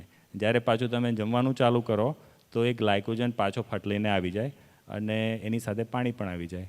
તો એ પાણીના લીધે વેઇટ તરત વધી જતું હોય છે. તાળીઓથી વધાવીએ વાલા ભક્તો. બહુ સરસ. આપણને બધાને કામ લાગે એવી બેઝિક માહિતી પરાગ ભગત, યોગેશ ભગત, હિતેશ ભગત, જય ભગત બધા આપી રહ્યા છે. આ તો એક નાની વાત. બધા જાગી જાય ને પાછા એટલે કરી દઉં. આ સ્ટેજ ઉપર લગભગ ઘણા વર્ષો પહેલાં આપણે એક સેમિનાર રાખ્યો હતો જેમાં ડૉક્ટર રાજેશ વર્મા ફ્લોરિડાથી આવ્યા હતા. એમણે એક પ્રવચન આપ્યું હતું. અત્યારે એટલું બધું વાયરલ અને પોપ્યુલર થયું છે. એમણે એક વાત કરી હતી. રાજી રહેજો ડૉક્ટરને પહેલાં હાથ જોડી દઉં, ડિસ્ક્લેમર મારું. એમણે વાત કરી હતી કે દર્દીએ રોગથી ડરવાની જરૂર નથી, ડૉક્ટરથી ડરવાની જરૂર છે. આ વાત એટલી બધી વાયરલ થઈ. બહુ સરસ એમણે સમજાવ્યું હતું. રોગ તો રોગ છે, પણ ડૉક્ટર જ્યારે પ્રોપર ગાઈડન્સ ન આપે, બરાબર, અથવા પ્રોપર એ ગાઈડન્સ આપતા દર્દી સમજી ન શકે, ત્યાર પછી રોગમાંથી કેવા વિસ્ફોટ થાય છે. ટૂંકમાં દર્દ તો દરેકને છે. આપણા બધાને કંઈકને પૂછો, કોઈકને પગની તકલીફ, કોઈકને માથાની તકલીફ, કોઈકને પેટની તકલીફ, કોઈકને આંખની તકલીફ. ચાલો આપણે એક ઊંચી આંગળી કરાવીએ. નાની કે મોટી તકલીફ હોય બધા ઊંચી આંગળી કરો. કેટલાને છે? ચાલો ઊંચી આંગળી કરો. જુઓ છે કોઈ બાકી છે? કરો ને રસિકભત. એમાં શું આપણે કંઈ, આ તો સભા જ છે. આપણે વાહ, તાળીઓથી વધાવો બને ઓનેસ્ટીવાળા. અમારા મનુદાદાએ ના કરી. બોલો.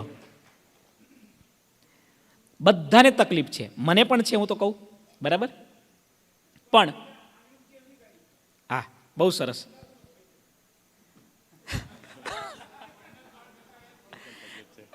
વાલા ભક્તો, જેવી રીતે એક સાચા સંત મળે ને તો 100 જન્મની કસર આજે ટાળે, અને ખોટા મળી જાય ને તો આ જન્મે કલ્યાણ થવાનું હોય તો 100 જન્મે કલ્યાણ કરે. ડૉક્ટરમાં પણ એવું જ છે. મારો અનુભવ, દાંતની વાત મેં કરી, શરદી કફની પણ મને એવા અનુભવ ઘણા બધા છે. તમને યોગ્ય અને સારા અને એવા અનુભવી ડૉક્ટર જ્યારે મળે છે ને ત્યારે મોટો રોગ હોય ને, જે રોગ નીકળે ને એવો રોગ હોય ને તો પણ રોગને કાઢી નાખે છે. એવા 4 ડૉક્ટરો છે, એટલે આપણે એમને બોલાવ્યા છે અહીંયા. જે તમને સલાહ આપશે નહીં પૈસા માટે, નહીં પોતાની પ્રતિષ્ઠા માટે, નહીં પોતાનું સ્ટેટસ વધે એના માટે. તમને એવી જ સલાહ આપશે, ફક્ત ને ફક્ત એવી સલાહ આપશે જેમાં તમારું ખરેખર સારું હશે. એવા 4 ડૉક્ટર ભક્તો છે, એટલે તાળીઓથી વધાવો. તો હવે આપણે ક્વિક રાઉન્ડ લઈ લઈએ. થોડા પ્રશ્નો પણ લેશું, કોઈને પૂછવા હોય તો છેલ્લે ટૂંકમાં. તો બીજા પ્રશ્નો વાંચી લેજો ભગત, બીજા કોઈ ભક્તો ના હોય તો. હિતેશ ભગત, બીજો પ્રશ્ન છે તમારા માટે. દાંતના રોગોની જનરલ હેલ્થ પર શું અસર થાય છે, તેને કેમ કરતાં અટકાવી શકાય? જય સ્વામિનારાયણ. મેં આગળ કીધું એમ કે મેઇન દાંતના રોગોમાં એક ગમ ડિસીઝ હોય છે અને એક પાયોરિયા, આપણે જે ગુજરાતીમાં પાયોરિયા કહીએ, એ પાયોરિયાને હિસાબે ઘણા બધા હેલ્થના, જનરલ હેલ્થના ઇસ્યુ થતા હોય છે. એમાં મેઇન પ્રોબ્લેમ હાર્ટનો થતો હોય છે કે કોરોનરી આર્ટરી ડિસીઝ, જે યુએસમાં લીડિંગ કોઝ છે ડેથ માટેનું, એનું ડાયરેક્ટ કનેક્શન ગમ ડિસીઝ કે પાયોરિયા સાથે હોય છે. જેને પાયોરિયાનો રોગ હોય એને હાર્ટ ડિસીઝ થવાના ચાન્સ વધારે હોય છે. એમાં છે સ્ટ્રોક છે કે પછી એથ્રોસ્ક્લેરોસિસ, કે જેમાં આપણા હાર્ટના બ્લડ વેસલ હોય એની અંદર પ્લાક બિલ્ડઅપ થઈ જાય. એ પ્લાકની અંદર જે બેક્ટેરિયા હોય એ સેમ બેક્ટેરિયા આપણે ગમ ડિસીઝમાં જે હોય એમાં જોવા મળે છે. પછી બીજું રીઝન છે સ્ટ્રોક, જે એથ્રોસ્ક્લેરોસિસને કે જે હાર્ટની વેસલની અંદર પ્લાક થાય એના હિસાબે ઘણા લોકોને હાર્ટ એટેક આવતો હોય છે. અને ઘણા લોકોને હાર્ટ એટેકના હિસાબે હાર્ટ એટેક બી આવતો હોય છે અને સ્ટ્રોક બી આવતો હોય છે. એ એને હિસાબે હોય છે. બીજું રીઝન જોઈએ તો ઓસ્ટિયોપોરોસિસ કે જે બોન પાતળું હોય કે મિનરલ ઘટી ગયા હોય, કે જેને ગમ ડિસીઝ હોય એને બી દાંતની આજુબાજુ જે હેલ્થી બોન હોય એ નીકળી ગયું હોય, ધારો કે એને કે એલ્વોલર ડિસીઝ કહેવાય એને. સેમ થિંગ એને ઓસ્ટિયોપોરોસિસમાં બી બોનની અંદરથી મિનરલ બધું ડાઉન થતું હોય છે. તો બેમાં સેમ રિલેશન જોવા મળે છે. પછી પ્રેગ્નન્ટ પેશન્ટ હોય, ધારો કે એમને ગેસ્ટેશનલ ડાયાબિટીસના ચાન્સ હોય છે. બેબીને બર્થ આપે તો બર્થનું વજન ઓછું, લો વેટ હોય છે બર્થનું. પછી બીજા રીઝન છે ન્યુમોનિયા, કે જેમાં બેક્ટેરિયા, વાયરસ કે ફંગાઈ જે મોઢાની અંદર જોવા મળે છે એના હિસાબે એસ્પિરેટ ન્યુમોનિયા કહેવાય છે એને, કે એ બેક્ટેરિયાના હિસાબે ન્યુમોનિયાનો બી ચાન્સ હોય છે. તો આવા બધા જનરલ હેલ્થના ઇસ્યુ થતા હોય છે. અને આપણે આગળ વાત કરીએ એમ કે એમને અટકાવવા માટે જો કોઈને ગમ ડિસીઝ હોય તો સારા કોઈ પેરિયોડોન્ટિસ્ટની સલાહ લેવી જોઈએ, કે જેનાથી ગમ સર્જરી કે એવું કંઈ કરે તો એ જે બેક્ટેરિયાને બધું ક્લીન કરી શકે. બીજું રીઝન છે કે તમે રેગ્યુલર બ્રશ કરો કે રેગ્યુલર ડેન્ટિસ્ટની વિઝિટ લ્યો તો એનાથી તમે રોગને અટકાવી શકો છો. જય સ્વામિનારાયણ. હિતેશ ભગત, એક સત્ય ઘટના. ભરતભાઈ બેઠા છે. ભરતભાઈ ઊભા થાવ, તમારે દર્શન થાય બધાને. વાલા ભક્તો, ભરતભાઈ આપણા લોયાધામ પરિવારના પાયાના હરિભક્તો, તમે લગભગ બધા ઓળખો છો, મુખાસણવાળા. ભગત, તમને પેલું બ્રેઇનમાં દુખતું ખબર છે ને? ઓલો લઈ આવ્યા છે તો જો યોગેશ ભગત, એમને એટલું બધું આમ ઝટકા કરંટ લાગે ને એવું દુખે. અમે જ્યારે ગાડીમાં જે દર વખતે ફરિયાદ કરે, મેં કીધું ભાઈ ડૉક્ટરને બતાવો, આવું બધું થતું હોય તો આપણે નોર્મલી ના લેવાય. ડૉક્ટરને બતાવ્યું, ડૉક્ટરો કે સર્જરી કરવી પડશે, આ કરવું પડશે.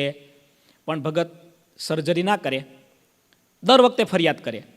ઇન્ડિયા ગયા, કોઈક એમના બીજા ડૉક્ટરો છે એમને બતાવ્યું, પછી દાંતની કરી પેલું ગાર્ડ પહેર્યું. કેટલા રૂપિયાની દવા આપી હતી તમને?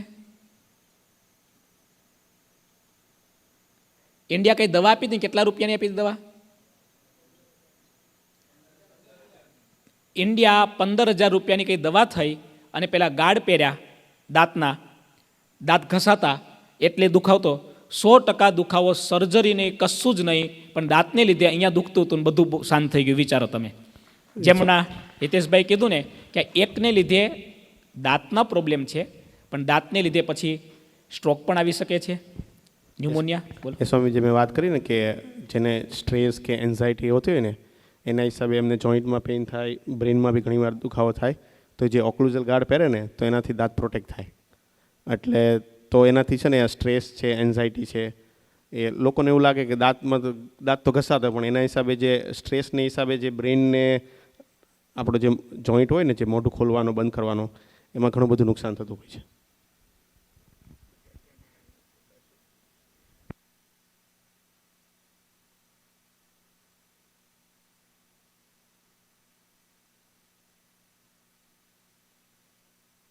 ભરતભાઈ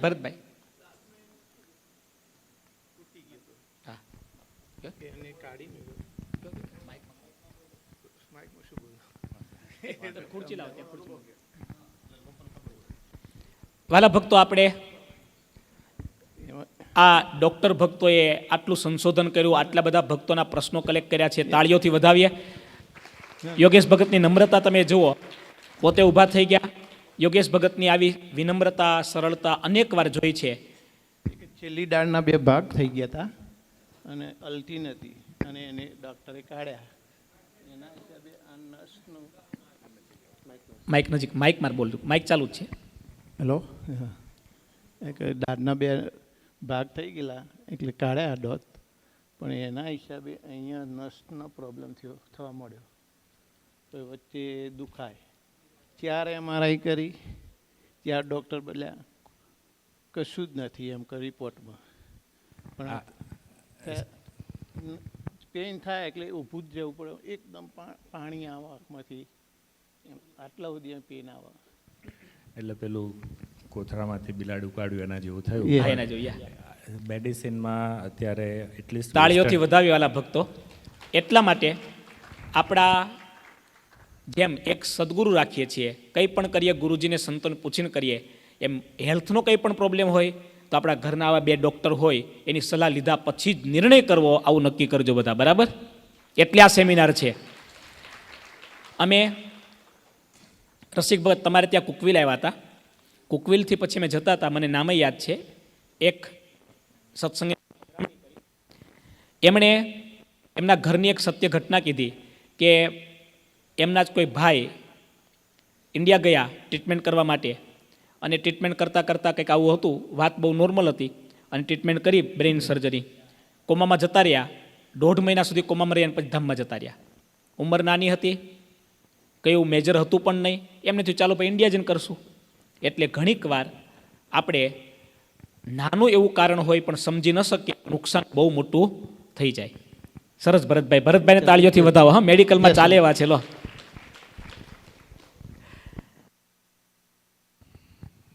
આગળનો પ્રશ્ન જય ભગત માટે. દર વર્ષે મેમોગ્રામ કરાવવો જોઈએ કે નહીં? મેમોગ્રામ એ લેડીઝ માટે થતો ટેસ્ટ છે, એની વાત કરશે. જી સમેન. એટલે બહેનો માટે જ્યારે 40 વર્ષની ઉંમર થાય ત્યારે પહેલો મેમોગ્રામ કરવો જોઈએ ને દર વર્ષે કરવો જોઈએ. જે બ્રેસ્ટ કેન્સર છે એ સ્કિન કેન્સર પછી બીજું નંબર આવે બહેનો માટે, ને 8માંથી 1 જણને થાય એવું છે. એટલે દર વર્ષે 40 વર્ષ પછી કરવો જોઈએ. ને જ્યારે રિપોર્ટમાં એવું લખ્યું હોય કે ડેન્સ બ્રેસ્ટ છે તો પછી દર વર્ષે અલ્ટ્રાસાઉન્ડથી બી સ્ક્રીન થાય તો એ ટેસ્ટ, એ બે ટેસ્ટ કરવા જોઈએ. થેન્ક યુ જય ભગત. બધા તાળીઓથી વધારીએ. અને આપણે યુઝ્યુઅલી બહેનો માટે there is only few cancer, આપણે થોડાક કેન્સર ડિટેક્ટ કરી શકીએ. મેન માટે colon cancer after 50 everybody should have બધાને કોલોનોસ્કોપી કરાવવી જોઈએ. આપણે યુઝ્યુઅલી નથી કરાવતા હોતા, પણ કોલોનોસ્કોપી 50 વર્ષ થાય પછી કરાવવી જ જોઈએ. અને બહેનો માટે મેમોગ્રામ અને કોલોનોસ્કોપી, મેમોગ્રામ આફ્ટર 40 years જય ભગત છે, અને કોલોનોસ્કોપી સેમ વે. આ બે કેન્સર એવા છે કે જો ડિટેક્ટ ના થાય અને પછીથી ડાયગ્નોઝ થાય તો ખરેખરી ઉપાધિ થઈ શકે, અને પછી ઘણી બધી હેલ્થની પ્રોબ્લેમ એનાથી પાછળ ઊભી થઈ શકે. તો પાણી પહેલાં પાડ બાંધી, પ્રિવેન્શન ઇઝ ક્યોર એના જેવું છે. એટલે બધાએ ખાસ ધ્યાન રાખવું આનું. બીજો નેક્સ્ટ ક્વેશ્ચન હું લઉં છું. મને બીપી માટે મીઠું ઓછું કરવાનું કીધું છે, તો રસોઈમાં ટેસ્ટ માટે ખાંડ વધારી શકું કે નહીં? બધાને લાગુ પડે એવું લાગે છે. તો ખરેખર આ પ્રશ્ન બહુ જ સરસ જેણે બી પૂછ્યો છે, કારણ કે બેઉ પોઈઝન છે. હવે બેમાંથી કયું પિક કરવું? તો બધાનો શું મત છે? હા કે ના? ખાંડ વધારવી કે નહીં? ના કે હા? ડાયાબિટીસ નથી કોઈને? હા. ઊભા હા વાળા આંગળી ઊંચી કરો. કેટલાય વધારવી છે ખાંડ? અને કેટલાય કે ખાલી મીઠું જ? ઓકે. તો પ્રોબ્લેમ એવી છે અહીંયા કે મોટો દુશ્મન ખાંડ છે. મોટો દુશ્મન ખાંડ છે. મીઠું ખરેખર જેને બીપી વધારે આવે છે, સ્વામીજી, એને મીઠું ઓછું કરવું જ જોઈએ. રેકમેન્ડેશન મીઠાનું 6 ગ્રામ per day, American health association. અને 6 ગ્રામ મીઠું એટલે 6 ગ્રામ મીઠું 3 ગ્રામ જેટલું સોડિયમ થાય. તો જ્યારે આપણે મીઠું ઓછું કરીએ બીપીમાં હેલ્પ રહે, મીઠું વધારો તો ઓફકોર્સ બીપી વધારે રહે. જો એને ખાંડથી રિપ્લેસ કરીએ તો બીજી પ્રોબ્લેમ ઊભી થાય છે, તાત્કાલિક નહીં પણ લાંબા ટાઈમે. એટલે ખાંડને લીધે પછી તમારી ગ્લુકોઝ સ્પાઇક્સ વધારે આવે. ગ્લુકોઝ સ્પાઇક્સ એટલે જ્યારે તમે ખાંડ કે શુગરવાળું કે કશું બી કાર્બોહાઈડ્રેટવાળું જમો ત્યારે જેને લીધે લોહીનું ગ્લુકોઝનું પ્રમાણ વધી જાય. અને એ સ્પાઇક્સ એને લીધે ક્રેવિંગ્સ થાય, તમારે ફેટનું પ્રમાણ વધે, લાંબા ટાઈમે ચરબી વધે, વજન વધે, ડાયાબિટીસ આવે. અને ડાયાબિટીસની પાછળ બીજું બધું જેનું આખું ફેમિલી પાછળ આવે. એમાં સ્ટ્રોક આવી ગયો, હાર્ટ એટેક આવી ગયો, નળીઓ પગની બ્લોક થાય, એ બધું આવી ગયું. તો લાંબા ટાઈમે નુકસાન છે ખાંડ વધારો તો. અને શોર્ટ ટાઈમમાં તમને સારું લાગે, પણ long term is not a good idea. You can use more spices, થોડુંક તીખું કરવાનું. આના માટે છે ને બીજો એક નવો સ્ટડી, આ મને પણ નથી ખબર, એક જેને બી પૂછ્યા એના લીધે મને શીખવા મળ્યું. તો આમાં છે ને જેને ખરેખર ખાંડ વધારે જોઈએ છે કે જેને કોઈને મીઠું જોઈએ છે, તો તમારે એના આઈડેન્ટિફિકેશન માટે એક ટેસ્ટ છે મેં કરી, મને ખબર પડી મારે મીઠું વધારે જોઈએ છે. એક ચપટી મીઠું 100 ml પાણીમાં નાખો અને એક ચપટી ખાંડ 100 ml પાણીમાં નાખો, વધારે નથી નાખવાની એટલી જ. પછી મિક્સ એન્ડ મેચ કરી નાખો, બીજા કોઈને કહી દો કે તમારા માટે કરી દે. પછી તમારે બ્લાઇન્ડ ટેસ્ટ કરવાની છે કે તમે કયું પાણી ટેસ્ટ કરી શકો છો કે આમાં મીઠું છે કે આમાં ખાંડ છે. જેણે નાખી હોય એને ખબર હોવી જોઈએ. જો તમે એટલા ઓછા પ્રમાણમાં મીઠું ડિટેક્ટ કરી શકો, દેટ મીન્સ તમારી સોલ્ટની સેન્સિટિવિટી વધારે છે ખાંડની, એટલે સોરી, જો ખાંડ તમે ડિટેક્ટ નથી કરી શકતા તો તમારી ખાંડની સેન્સિટિવિટી ઓછી છે. એનો મતલબ તમારે વધારે ખાંડ જોઈએ છે જમવામાં. તો એના પર તમારે વધારે ફોકસ કરવાનું છે કે એને કેવી રીતના ઓછું કરી શકાય. એવી જ રીતે મીઠાનું છે. એક ક્વેશ્ચન પૂછું.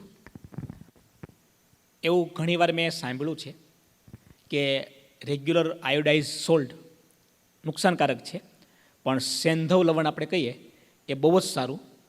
આયુર્વેદમાં તો એવું કહેવાય, સામાન્ય જે સોલ્ટ છે, નોર્મલ સોલ્ટ, એ લોહીને પાણી બનાવે છે, અને સેંધવ લવણ એટલું સારું છે હેલ્થ માટે કે પાણીને લોહી બનાવે છે. સિંધવ એ સમજુ એ ખનિજ તરીકે કાઢેલું મીઠું અને સિંધવ કે, રાઈટ સ્વામી? ઓકે. તો મીઠુંમાં જે ટેસ્ટ આવે છે, આ બીજો એક પ્રશ્ન હતો જ પણ હવે અત્યારે લઉં. મીઠામાં જે ટેસ્ટ આવે છે સોડિયમને લીધે છે. એવા લો સોલ્ટ સપ્લિમેન્ટ્સ પણ અવેલેબલ છે જેને હાઈ બ્લડ પ્રેશરના દર્દીઓ માટે વાપરીએ. પણ મોટાભાગના દર્દીઓ, એટલીસ્ટ મારા લિમિટેડ એક્સપિરિયન્સમાં એવું જ કહેતા હોય છે, યોગેશ ભગત કદાચ વધારે એમાં પ્રકાશ પાડી શકે, કે એ ટેસ્ટ નથી એટલું બધું સારું થતું, એટલે એ લોકો એને વધારે વાપરવું પડે છે. તો સરવાળે સોડિયમ એટલું જ જતું હોય છે અને લોંગ ટર્મ એનો કોઈ બેનિફિટ નથી થતો.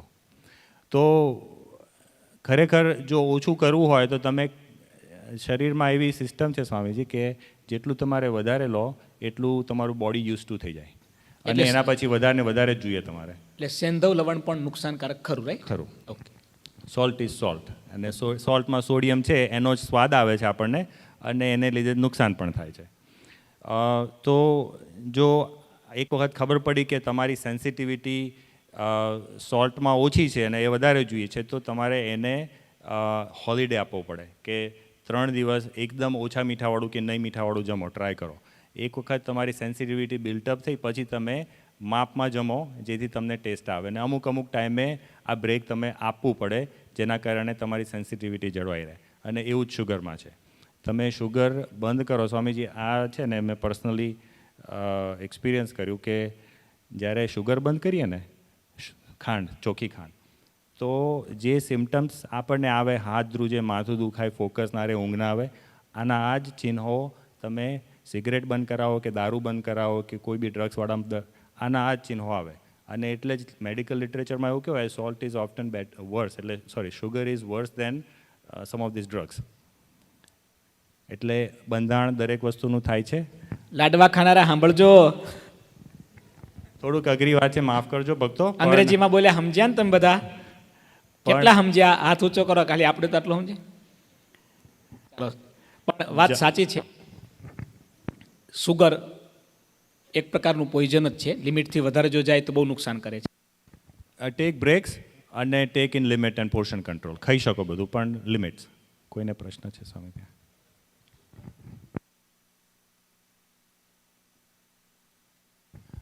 બહુ સરસ પ્રશ્ન પૂછ્યો. શુગર જ લેવી છે તો પછી કઈ શુગર લેવી જોઈએ? જેટલું નેચરલ ફોર્મ હોય એટલું સારું. જો તમને ફ્રૂટ્સ ગમતા હોય તો તમે સ્વીટ ફ્રૂટ લો, કેળું લો, એ તમારું ટ્રીટ થઈ ગયું, તમારું શુગર રિપ્લેસમેન્ટ થઈ ગયું, રાઈટ? તો જમ્યા પછી તમને સ્વીટ ખાવાની ટેવ હોય તો કેળું, પાઇનેપલ, જે બી સ્વીટ ફ્રૂટ તમે જમો એ સારું. That's the best. પછી ઓફકોર્સ ઇન લિમિટ્સ, ઓકે? પછી એવું નહીં કે કેળું એટલે પછી 10 તમે ગચકાઈ માર્યા. હા, લિમિટમાં.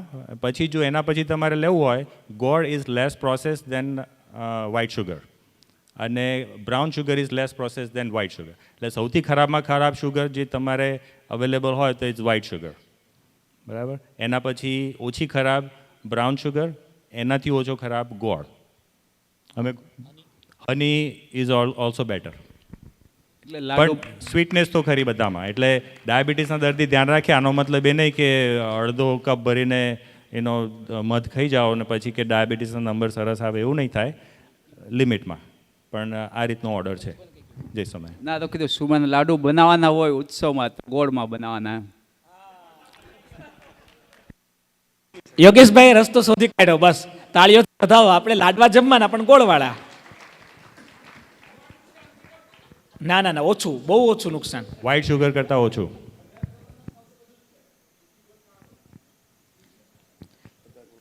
આગળના થોડા પ્રશ્નો છે ભક્તોના પૂછેલા, આપણે લઈ લેશું વાલા ભક્તો. ભક્તોએ પ્રશ્નો મોકલ્યા છે એટલા માટે. તો ઝડપથી લઈશું થોડાક સ્વામી. યોગેશ ભગત, છેલ્લો તમને પૂછો કે મેં કોને પૂછ્યો? જય ભગતનો હતો. યોગેશ ભગત, તમારા માટે ડાયાબિટીસના દર્દી માટે જીવનશૈલીમાં શું ફેર કરવાથી ફાયદો થાય કે દવા ઓછી થાય? ઘણું બધું કવર થઈ ગયું છે. આઈ થિંક આપણે બધી વાત કરી એ જ, રાઈટ, કે ડેઇલી તમે શું કરો છો ને એ ઇમ્પોર્ટન્ટ છે, રાઈટ. કે ડેઇલી તમે પોર્શન કંટ્રોલ કરો. આપણે રોટલી ભાત ઘણી વખત કહું કે સુગર ના લેતા હોય કે પેલી મીઠાઈ નહીં ખાવી, પણ સુગર ભાત કમ્પોઝેટ કરતા હોય. એટલે પોર્શન કંટ્રોલ, કેલેરી કંટ્રોલ અને એક્સરસાઇઝ. આઈ થિંક આપણાથી આઈ ડોન્ટ થિંક સો કોઈ રેગ્યુલર એક્સરસાઇઝ કરતા હશે, કારણ કે આ વખતે જ અમે નિયમ લેતા ત્યાં અમે કીધું હતું કે ઘરે નિયમ લેતા હતા તો એમ કે ચાંદ્રાયણ કરવા 3 મહિના. મેં કીધું તેને કદાચ 4 ચાંદ્રાયણ કરજો, પણ 4 મહિનાનું કીધું લે કે એટલીસ્ટ 5 દિવસ જીમમાં જવાનું. એટલે જીમમાં ના જાઓ તો એટલીસ્ટ કાંઈક તો નિયમ એવા લેવા જ જોઈએ આપણે માટે, કાંઈ ડેઇલી માટે. કે કાંઈક આપને ગમતું હોય, એમને ફાસ્ટિંગ ગમતું હોય છે ને એ તો નિયમ લઈ લે. નિયમ દેટ તો ઇઝી નિયમ તમારા માટે. જે આપણને નથી ગમતું એવો નિયમ લ્યો તો નિયમ લીધો કહેવાય. વાહ ડોક્ટર સાહેબ, વાહ, તાળીઓથી બતાવો. આવા ડોક્ટર જોઈએ. નિયમ લીધું ભાઈ કારેલા 4 મહિના નહીં જમવું, ના જમે કેમ કે નથી ભાવતા, બરાબર. એટલે ગમતું નિયમ લેવું એના કરતાં જે આપણને ન ગમતું હોય એવું પણ આપણે નિયમ લેવું જોઈએ. બીજો પ્રશ્ન. હિતેશ ભગત, મીઠાઈ કે કેન્ડી જમવાથી દાંતના કયા રોગો થાય છે, કેમ કરતાં અટકાવી શકાય? આઈ થિંક આપણે બધું આવી ગયું છે. મીઠાઈ ખાવાથી જનરલી ડેન્ટલ કેવિટી જે થતી હોય છે એ આપણે જનરલી વાત કરી લીધી બધી. યોગેશ ભગત જે મને ડાયાબિટીસનું વાત કર્યું એમાં થોડુંક એડ કરું તમને. બીજું તમે એ વસ્તુ કરી શકો કે અમુક ફ્રૂટને તમે આલ્ટરનેટ કરી શકો. ધારો કે રાઈસની જગ્યાએ તમે કિનવા લઈ શકો, દાળ લઈ શકો, કે પછી ઘઉંની જગ્યાએ તમે બાજરો, જુવાર છે જેને ભાવતો હોય એને એ લઈ શકો. તો એનાથી તમને લો કોલેસ્ટ્રોલ એમાં હોય છે તો એ તમને હેલ્થ માટે સારું પડે, ડાયાબિટીસના પેશન્ટ માટે પર્ટિક્યુલર. જય સ્વામિનારાયણ. થેન્ક યુ હિતેશ ભગત. તાળીઓથી વધારીએ આપણે. ટૂંકમાં બીજા 2-3 પ્રશ્નો છે. મને પાઇલ્સની પ્રોબ્લેમ છે, એના કારણે કોઈ વખત બહુ જ પેઇન થાય છે અને પેશાબ કરવાનો પ્રોબ્લેમ થાય છે, તો કોઈ બીજો મેડિકલ પ્રોબ્લેમ હશે? આઈ થિંક આ બહુ પર્સનલ ક્વેશ્ચન છે, પણ ઇન જનરલ પાઇલ્સ હોય જેને આપણી ભાષામાં હેમરોઇડ કહીએ, તો એમાં ઘણા બધા કારણથી દુખાવો થઈ શકે. એમાં 2 ટાઈપના હોય છે, એક બહાર દેખાય એવા, એક અંદર હોય એવા. ઘણી વખત એમાં ઘસારો થતો હોય, પણ વન ઓફ ધ સૌથી સામાન્ય અને કોમન રીઝન છે કોન્સ્ટિપેશન. જેને કબજિયાત થતી હોય, પાઇલ્સમાં ઘસારો થાય ને પછી દુખાવો થાય. ઘણાને ઇન્ફેક્શન થતું હોય છે, ત્યાં લોહી જામી જતું હોય છે. તો ખરેખર શેના લીધે દુખાવો થાય છે એ જાણવું જોઈએ. એના માટે તમારે ડૉક્ટરની તપાસ વગર આગળ ખબર ના પડે. ઇન જનરલ જેને પાઇલ્સ હોય એને કબજિયાત બહુ મોટો દુશ્મન છે, એટલે એની પહેલાં ટ્રીટમેન્ટ કરવી, જરૂર પડે તો એની દવા લેવી. જય સ્વામિનારાયણ. જય ભગત, તમારા માટે નેક્સ્ટ ક્વેશ્ચન છે. મને બહુ તરસ નથી લાગતી, જો લાગે તો પાણી પીવું છું, પણ એ બરાબર છે કે શું? દિવસનું કેટલું પાણી પીવું જોઈએ?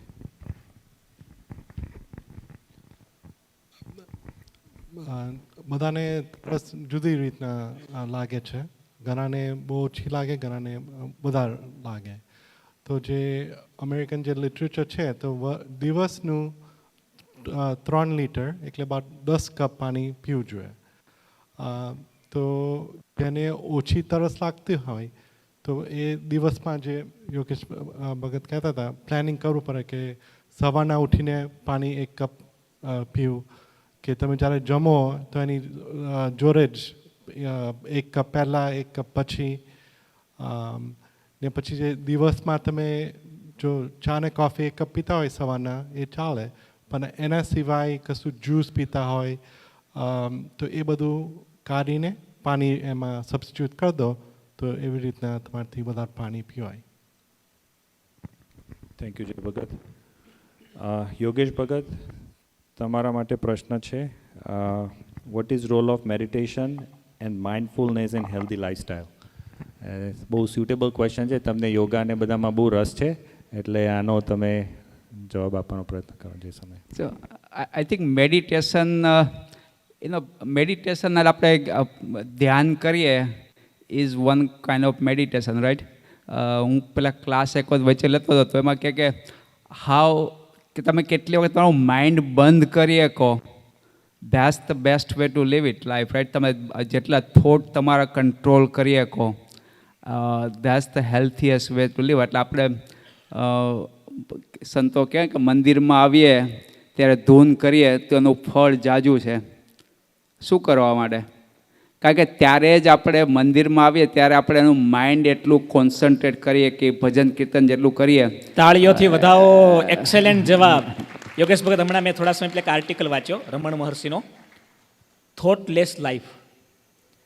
કોઈ પણ વિચાર એનું વજન હોય છે, એ વજન એ જ માણસને દુઃખ આપે છે. બધા વિચાર ઝીરો કરવા પડે. આપણે શું કહીએ? એસી કી એસી મૂર્તિ એહા. ભગવાન સિવાયનો કોઈ પણ વિચાર માણસને દુઃખરૂપ બને છે. બહુ સરસ એમણે વાત કરી કે આપણે ધૂન કરીએ છીએ એટલા માટે કે બધા વિચારો એકવાર આપણા શાંત થઈ જાય, માઇન્ડ એક ભગવાનમાં ફોકસ થાય, પછી કથા સાંભળીએ તો બધું અંદર જાય, નકર બધું ક્યાં જાય? બહાર જાય. યોગેશ ભગત સરસ વાત કરો. એટલે આઈ થિંક આપણે જો પૂજા કરતા હોય કે ધ્યાન કરતા હોય તો is one kind of meditation. આપણું કોન્સન્ટ્રેશન કેવી રીતના વધારે થાય એ ધ્યાન રાખવું જોઈએ એમ.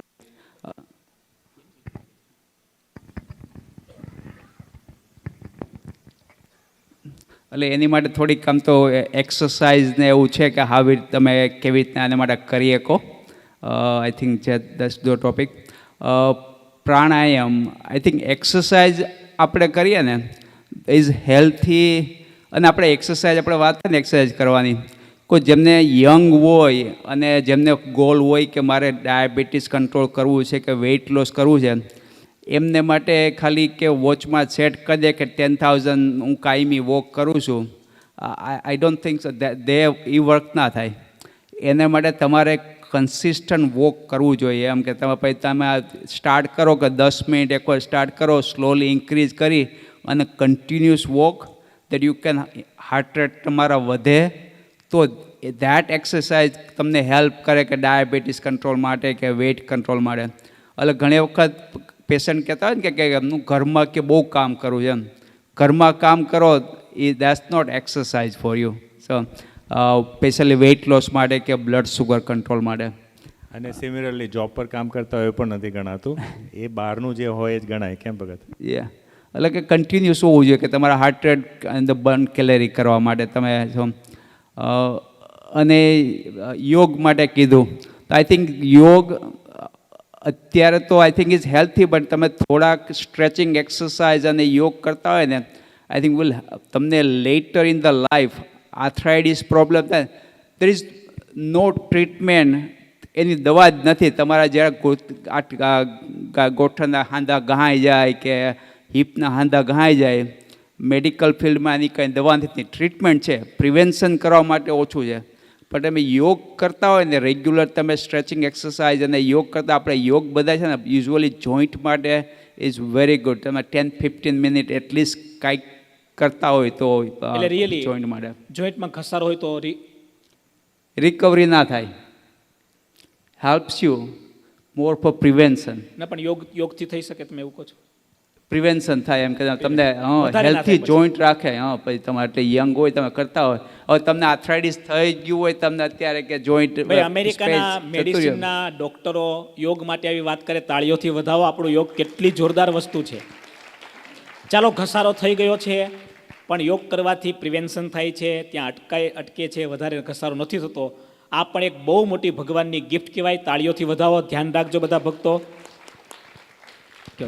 અરે ડિસ્ક્લેમર આપી દઉં કે આ કાચું પાકું કે ગમે એ કરો પણ કોઈ કહેતું હોય કે એનાથી ભાઈ ડાયાબિટીસ મટી જાય, કેન્સર મટી જાય, કાંઈ મટે નહીં.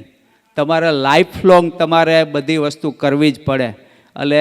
અને સેકન્ડ થિંગ કે આપણે અહીંથી વાત કરી કે ગમે પણ ડૉક્ટર પાસે કોઈ ટ્રીટમેન્ટ લેવા જાઓ ને, યુ નીડ ટુ ટ્રસ્ટ ધેમ. તમે એવું જ નહીં વિચારો ને કે મારો ખીચું કાપવા જ બેઠો છે, આ દેર ઇઝ આ કોઈને કાંઈ નથી, અમારા છોકરા ભણી જ લેવાના તોય તમ તારે.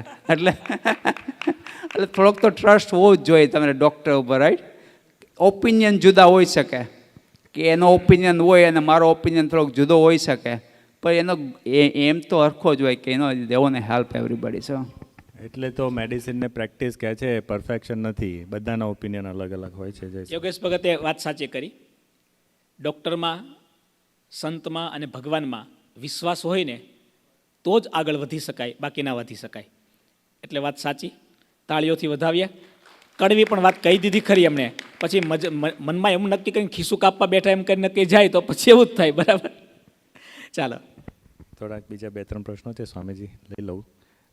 મારાથી ડાયટ નથી થતો, એવો કોઈ ઉપાય છે કે એવો કોઈ ખોરાક છે જે ડાયટ ઓછો કર્યા વગર વજન કે શુગર ઘટાડી શકાય? અઘરું છે. હા, અને આગળ લેવા જેવું હતું પણ જોરદાર પ્રશ્ન છે આ તો. હા, પૂછનારને ધન્યવાદ છે, એને તાળીઓથી બતાવો. દવા લેવી નથી ને મને સારું થઈ જાય એવો કોઈ રસ્તો છે? એક ઉપાય છે કે મોઢા ઉપર ટેપ મારવાની. મારા પ્રોફેસર એવું કહેતા. ના, હવે આમાં છે ને થોડું આઈ થિંક મારી પાસે એક વસ્તુ છે જે બધાને શેર કરીશ. આપણે છે ને જમીએ છીએ, ફૂડ ઇઝ કલ્ચર, આપણે સંસ્કૃતિ છે, બધાને જમવાનું બહુ ભાવે, અને મધરલી લવ, આપણે એ બે મોટા પરિબળ છે જેના લીધે જમીએ છીએ. પણ બહુ ઓછા આપણે વિચારીએ છીએ કે સાયન્સ શું છે એની પાછળ. તો હું સાયન્સ રજૂ કરવાનો ટ્રાય કરીશ, બધા પોતપોતાની રીતે લેજો. ખરેખર જમવું, જે શુગર સ્પાઇક ઓછી કરવાની છે એના લીધે જ તમારું વજન કે ડાયાબિટીસ કંટ્રોલમાં રહેશે. અને શુગર સ્પાઇક ઓછી કરવા માટે જે આહાર વિહારનું જે યોગેશ ભગતે વાત કરી, પહેલાં એ ધ્યાન રાખવાનું. પણ હું વાત કરીશ ઓર્ડર ઓફ ધ ફૂડ, એટલે કે કયા ક્રમમાં તમારે આહાર લેવો જોઈએ. સૌ પહેલાં આપણે જમીએ લાડવા, પછી જમીએ થોડું ફરસાણ, ને વધ્યું ઘટ્યું હોય તો એમાં બીજું બધું ભરીએ ને થોડું સલાડને આપે. તો આ ઓર્ડર ઊંધો કરવાનો છે. સૌ પહેલાં જમો સલાડ, સલાડ પછી થોડુંક પાણી પીવો, પછી તમે જમો તમારું કઠોળ અને ફેટ, એટલે જે બી એની જોડે આવતું હોય, અને ત્રીજું છેલ્લે જે તમે રાખો એ અનાજ માટે રાખો. પોર્શન વધારવાનું છે સલાડ અને ફ્રૂટ્સનું, અને કટ કરવાનું છે અનાજનું. તો અનાજ એ મોટો દુશ્મન છે. બધાને રોટલીને ચોખા, ઘઉંને ચોખા બહુ જ વાલા છે આપણા ગુજરાતીઓને તો, અને એ જ મોટો દુશ્મન છે આપણો. એના લીધે જ મેદસ્વીતા વધે છે. હવે એના સિવાય બીજું શું જમી શકો? તો આપણું જે જૂનું હતું એ બધું પાછું લાવવાનું છે. બાજરો કાઢો, જુવાર કાઢો, રાગી છે. અગિયારસ એ બહુ આમ જોઈએ તો સાયન્ટિફિક વસ્તુ છે સ્વામીજી, કે જે રાજગરો છે એ અનાજ નથી. જે બી અનાજ વગરની વસ્તુ છે આપણે અગિયારસના દિવસે જમીએ છીએ, ફરાળ કરીએ છીએ, વેરી સાયન્ટિફિક. તો એ કરો એવું ફાવે તો. પણ એ બધું ફેરવવાનું છે. ચોખા અને ઘઉં ઓછા કરવાના છે. બીજો એક એના જેવો જ પ્રશ્ન છે, આથેલા ખોરાક માટેનો પ્રશ્ન છે, તો લઈ લઉં સ્વામીજી. કે આથેલો ખોરાક હેલ્થ માટે સારો કે ખરાબ, અને એનાથી ગેસ કે કબજિયાતની તકલીફો વધી શકે કે નહીં? તો આથેલું ખાવું આમ આપણા શાસ્ત્રોમાં કે આયુર્વેદમાં વાયડું લખેલું છે, પણ આથેલું ખરેખર એના 2 ભાગ છે. એક તો એ જેમાં લાઈવ બેક્ટેરિયા કે કલ્ચર હોય એ આથેલું, જેવી રીતે દહીં છે, પછી આથેલા મરચાં છે, આ પેલા વિનેગરવાળા નહીં, આથેલા ઓરિજિનલ મરચાં. તો એ બધું સારું છે આરોગ્ય માટે. કે ખરેખર આપણે જે ખાઈએ છીએ અડધું પાચન આંતરડામાં, ઉપરના આંતરડામાં જઠરમાં થાય છે, અને બાકીનું 50% એ મોટા આંતરડામાં થાય છે, અને ત્યાં બેક્ટેરિયા વગર કામ ચાલતું નથી. જો એ બેક્ટેરિયાનો ફ્લોરા જે કહેવાય કે વિવિધતા એ બેક્ટેરિયાની વધારે હોય તો તમારું પાચન સારું રહે, ગેસની તકલીફો ઓછી રહે, કબજિયાત ઓછી રહે. અને એ બેક્ટેરિયાને શું ગમે છે એ આપણે જાણી લઈએ તો ખરેખર આંતરડાના ને એ સિવાય પણ એ આંતરડાના બેક્ટેરિયાને લીધે ઇમ્યુન સિસ્ટમ સારી રહે, તમારું ફૂડ ક્રેવિંગ ઓછું થતું હોય છે, શુગર સ્પાઇક પણ ઓછી થતી હોય છે. દરેક વસ્તુ જે આપણે આગળ જોઈ ગયા એ બધામાં એ આંતરડાના બેક્ટેરિયા કામ કરતા હોય છે. તો એને હેલ્પ કરવા માટે તમે આથેલું ખાવ તો સારું છે. આથેલામાં જે પ્રિપેર્ડ આવે છે વિનેગરવાળું, એ આથેલું ના કહેવાય, એ પ્રિપેર્ડ છે, એમાં કોઈ બેક્ટેરિયા કે એવું કશું નથી હોતું. પણ દહીં છે, દહીંની વસ્તુ છે, છાશ એટલે આપણે ત્યાં જમવાનો છાશનો રિવાજ છે, બહુ સરસ વસ્તુ છે. તો જેનાથી થઈ શકે એ લોકો કરે.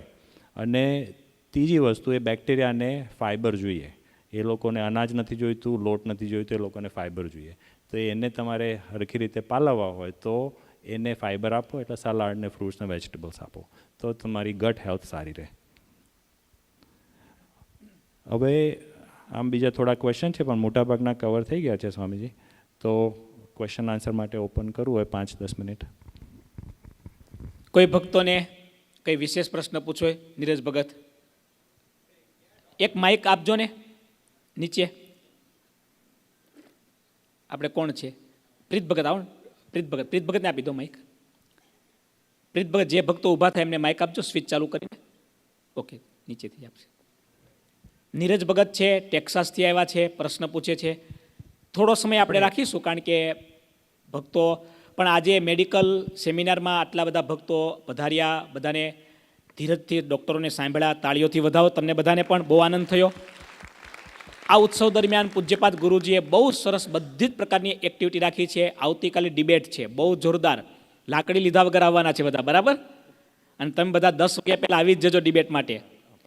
પરમ દિવસે કહુટ છે, એના માટે તૈયારી રાખજો. એના પછીના દિવસે બહેનોનો કલ્ચર પ્રોગ્રામ અતિ ભવ્ય છે. બહેનો ભક્તો માટે એટલી બધી સરસ તૈયારી થઈ રહી છે. તો એમાં પણ બધા ભક્તો, બહેનો ભક્તો જોડાય. તો અત્યારે નીરજ ભગત પ્રશ્ન પૂછો. પહેલા બહેનો તરફથી એક પ્રશ્ન આવ્યો છે કે ઉપવાસ હેલ્થ માટે કેટલું જરૂરી ને કેટલું હેલ્પફુલ છે? બહુ સરસ પ્રશ્ન, તાળીઓથી વધાવો આ પ્રશ્નને. ઉપવાસ હેલ્થ માટે સારો કે નહીં, અને ઉપવાસ કેવી રીતના કરવો જોઈએ? ઉપવાસ હેલ્થ માટે બહુ જ સારો. યોગેશ ભગતે કીધું કે મીલ કન્સિસ્ટન્ટલી સ્કીપ ના કરવું જોઈએ. એટલે તમે કાયમ જ એક ટાઈમનું જમવાનું છોડી દો, પછી બીજા ટાઈમે જ્યારે જમવા બેસો ને તો બહુ ભૂખ લાગે. એવું કેમ? તો એવા હોર્મોન્સ શરીરમાં આવે, આપણી ડિફેન્સ સિસ્ટમ છે, જ્યારે આપણે ઉત્ક્રાંતિ થઈ, બધા જ જીવોનો છે કે ખોરાક એ મુખ્ય વસ્તુ છે સર્વાઈવ થવા માટે. એટલે પછી એ સેકન્ડ ટાઈમમાં આપણે કોમ્પન્સેટ કરી લઈએ, મેદાન માર લઈએ. પણ જ્યારે ખરેખર ઉપવાસ કરવાનો છે તો એનાથી 2 ફાયદા થાય છે. એક તો એ જે આખું તંત્ર છે આપણું, આ જે પચાવવાનું, પછી એના હોર્મોન્સ, એના પાચક રસો, એને થોડો બ્રેક મળે છે. અને બીજું, જે ગ્લુકોઝ સ્પાઇકની આગળ વાત કરી, એ સ્પાઇક્સ તમારી ઓછી થાય છે. ત્રીજું, જ્યારે આપણે ઉપવાસ કરીએ છીએ તો જે સિસ્ટમ છે આપણી ફેટ બર્નિંગ સિસ્ટમ, તો એ એક્ટિવેટ થાય 2 દિવસ પછી. અને એ એક્ટિવેટ થાય તો બોડીને ઓલ્ટરનેટિવ સોર્સ ઓફ ગ્લુકોઝ મળી રહેતું હોય છે, જેના લીધે ચરબી ઘટે. એટલે બધી જ રીતે ફાયદો થાય. હવે જે ફાયદા મોસ્ટ ઓબ્વિયસ નથી એની વાત કરું તો હમણાં 3 વર્ષ પહેલાં નોબેલ પ્રાઇઝ મળ્યું સ્વામીજી, જેમાં જાપાનના 2 સાયન્ટિસ્ટને ઓટોફેજી પર એ લોકોએ રિસર્ચ કર્યો. ઓટોફેજી એટલે જેવી રીતના આપણે ઝાડ વધી ગયું છે, ડાળી સરખી નથી અને એને કાપી નાખો, પ્રૂનિંગ કહીએ, એવી રીતના શરીરમાં એવી સિસ્ટમ છે જે ખરાબ અને જૂના થયેલા સેલ્સ છે એને પ્રૂનિંગ કર્યા કરે. હવે એ સિસ્ટમ એક્ટિવેટ તો જ થાય કે આપણે શરીરને બ્રેક આપીએ. જો આખો દિવસ બધું ખાતર પાણી એટલે આપણી ભાષામાં ખોરાક નાખ્યા કરો તમે, તો એ સિસ્ટમ એક્ટિવેટ નથી થતી. એના માટે તમારે ઉપવાસ કરવો જરૂરી છે. અને ઉપવાસ કરો એટલે જે જૂના સેલ, નકામા સેલ, જે ડિસીઝ સેલ છે, એને બોડીની ઇમ્યુન સિસ્ટમ ઓટોમેટિક ક્લીન કરી દે છે અને નવા સેલ બને. એકચ્યુઅલી હમણાં છેલ્લી રિસર્ચ પ્રમાણે પહેલાં એવું હતું કે ડિસીઝ તમને જીનેટિક્સમાં જે વારસો મળ્યો, ડાયાબિટીસ, બીપી કે આ તે જે છે, તો એ કાયમ તમારી સાથે જ રહે, લેબલ લાગી ગયું. પણ હવે આ બધી મેથડથી તમે તમારું જીનેટિક કોડ પણ બદલી શકો એવી રિસર્ચ ચાલે છે. તાળીઓથી વધાવો. બહુ સાચી વાત છે. જાપાનના ડૉક્ટર યોસુનારો, જેને નોબેલ પ્રાઇઝ મળ્યો, એની ઓટોફેજી, એના વિશે મેં ઘણું વાંચ્યું, સાંભળ્યું. આપણું ફાસ્ટિંગ છે એક પ્રકારનું, 20 ફાસ્ટિંગ, વોટરલેસ ફાસ્ટિંગ, નિર્જળા ઉપવાસ આપણે કહીએ, વોટરલેસ ફાસ્ટિંગ. તો વાલા ભક્તો, ઉપવાસ આરોગ્ય માટે ખરેખર આશીર્વાદ છે. પણ ડૉક્ટર સાહેબે વાત કરી કે આપણે કન્ટિન્યુઅસ ઉપવાસ કરીએ, બરાબર, અને બીજી એક્ટિવિટીમાં જ્યારે ધ્યાન ન રાખીએ, ઘણીક વખત એ ઉપવાસ કરવા, ઉપવાસ કેમ છોડવા, એ પણ શીખવું પડે. એટલે આપણી શરીરની તાસીર એને ઓળખીને ચાલવું એ જ ઉત્તમમાં ઉત્તમ ઈલાજ છે. એક નાનું એક્ઝામ્પલ, પૂજ્યપાદ ગુરુજીની હેલ્થ કેટલી સારી રહી તમે બધા જાણો છો. 66 વર્ષની ઉંમર છે, ધારણા પારણા કરે છે, અમે સંતો હાથ જોડીને જઈએ ને ગુરુજી ધારણા પારણા છોડી દો, 1 સેકન્ડમાં કહી દે, મને કહેવાનું જ નહીં, હું આટલો હેલ્ધી છું ને એટલે આ ઉપવાસ બધા થાય છે, ને ઉપવાસ થાય છે એટલે હેલ્ધી છું. આટલા ગુરુજી હેલ્ધી છે એનું મુખ્ય કારણ ગુરુજી ઉપવાસને ગણાવે છે. વિચારો તમે. પણ ગુરુજીની શરીરની તાસીર એવી છે, અમે સંતો ઉપવાસ કરતા હોય તો કોઈનું શરીર બગડે છે તો ગુરુજી સામેથી ના પાડે તો ઉપવાસ છોડી દે, અથવા અઠવાડિયામાં 1 ઉપવાસ કરવાનો. આપની જાણ માટે, એટલે ડૉક્ટરને અથવા આપણા શરીરને ઓળખીને જાણીને પછી કરવું એ વધારે હિતાવહ છે. ખાસ કરીને જે ડાયાબિટીસના દર્દી છે એવું નહીં કે પછી કાલથી ચાલુ કરી દે, કારણ કે દરેકને ઇન્ડિવિજ્યુઅલ છે. આ બધું જેને કોઈ પ્રોબ્લેમ નથી એ લોકો માટે છે, તો એ લોકો ઉપવાસ કરી શકે. અને બીજી એક વસ્તુ એવી કહેવાની હતી કે ઉપવાસ કર્યા પછી જ્યારે પારણા કરીએ તો બધું વાળી દેવાનું નથી, પછી જે તમે પહેલાં કરતા હતા ને એ જ ચાલુ રાખવાનું છે, તો જ એનો મતલબ છે. નહીં તો પછી જે 4 લાડવા રહી ગયા પછી 6 ખાઈ લે તો એ કામમાં નહીં આવે, અને એનાથી વજન ઘટશે નહીં. એ લાઇફસ્ટાઈલ હેલ્ધી નથી, કારણ કે પછી જે લોડ તમે પાછળ શરીરને આપો છો એ પછી એમાં કોમ્પન્સેટ થઈ જાય.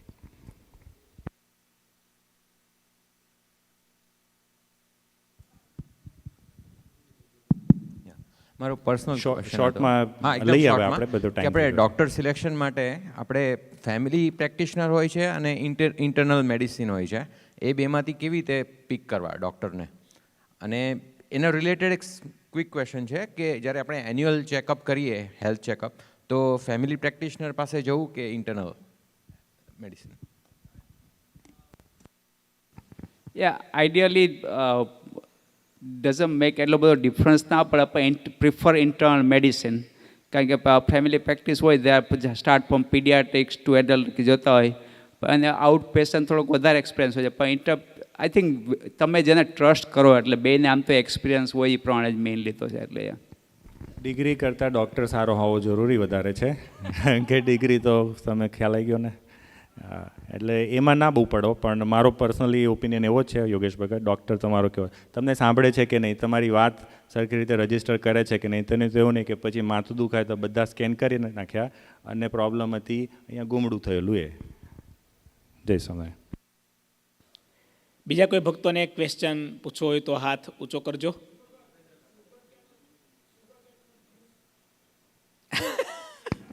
બહુ સારું દાદા, પીવું એટલે તો ફ્લોરિડામાં બનાવીએ છીએ અમે.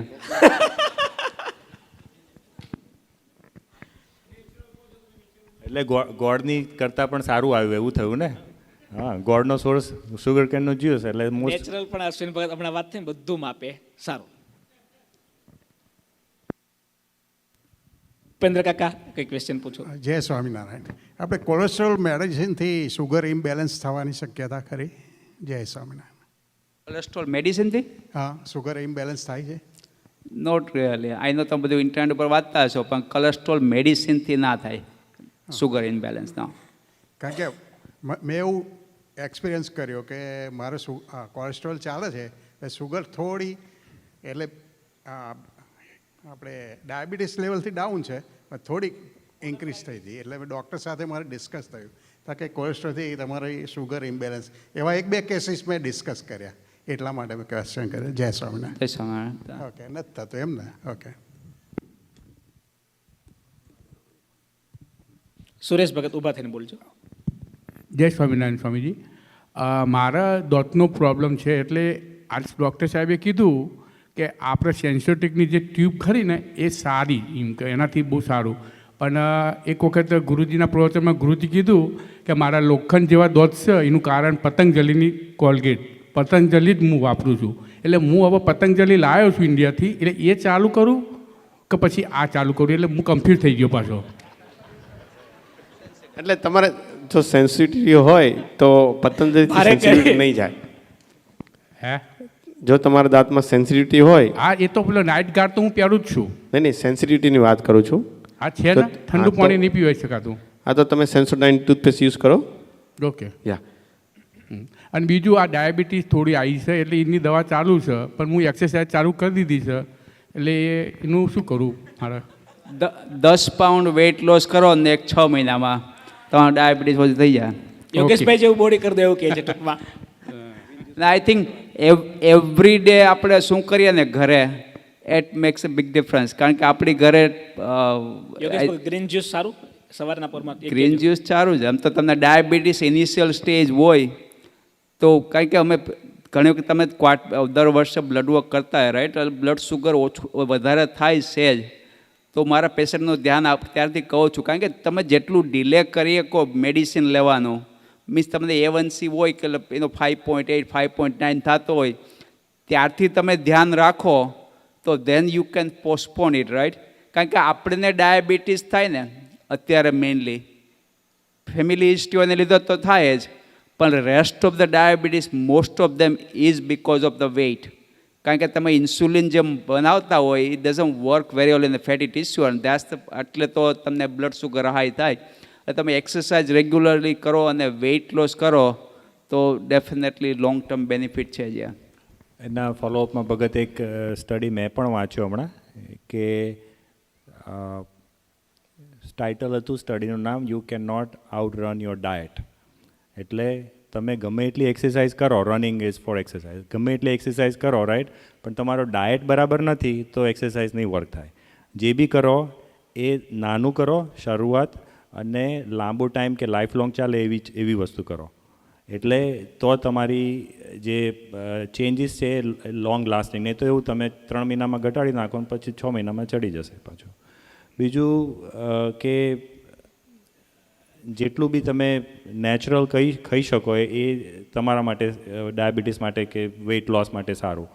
50% 60% હું કહું એ સ્ટડી પ્રમાણે ડાયટ અને બાકીનું એક્સરસાઇઝ બેનું ઇમ્પોર્ટન્ટ છે.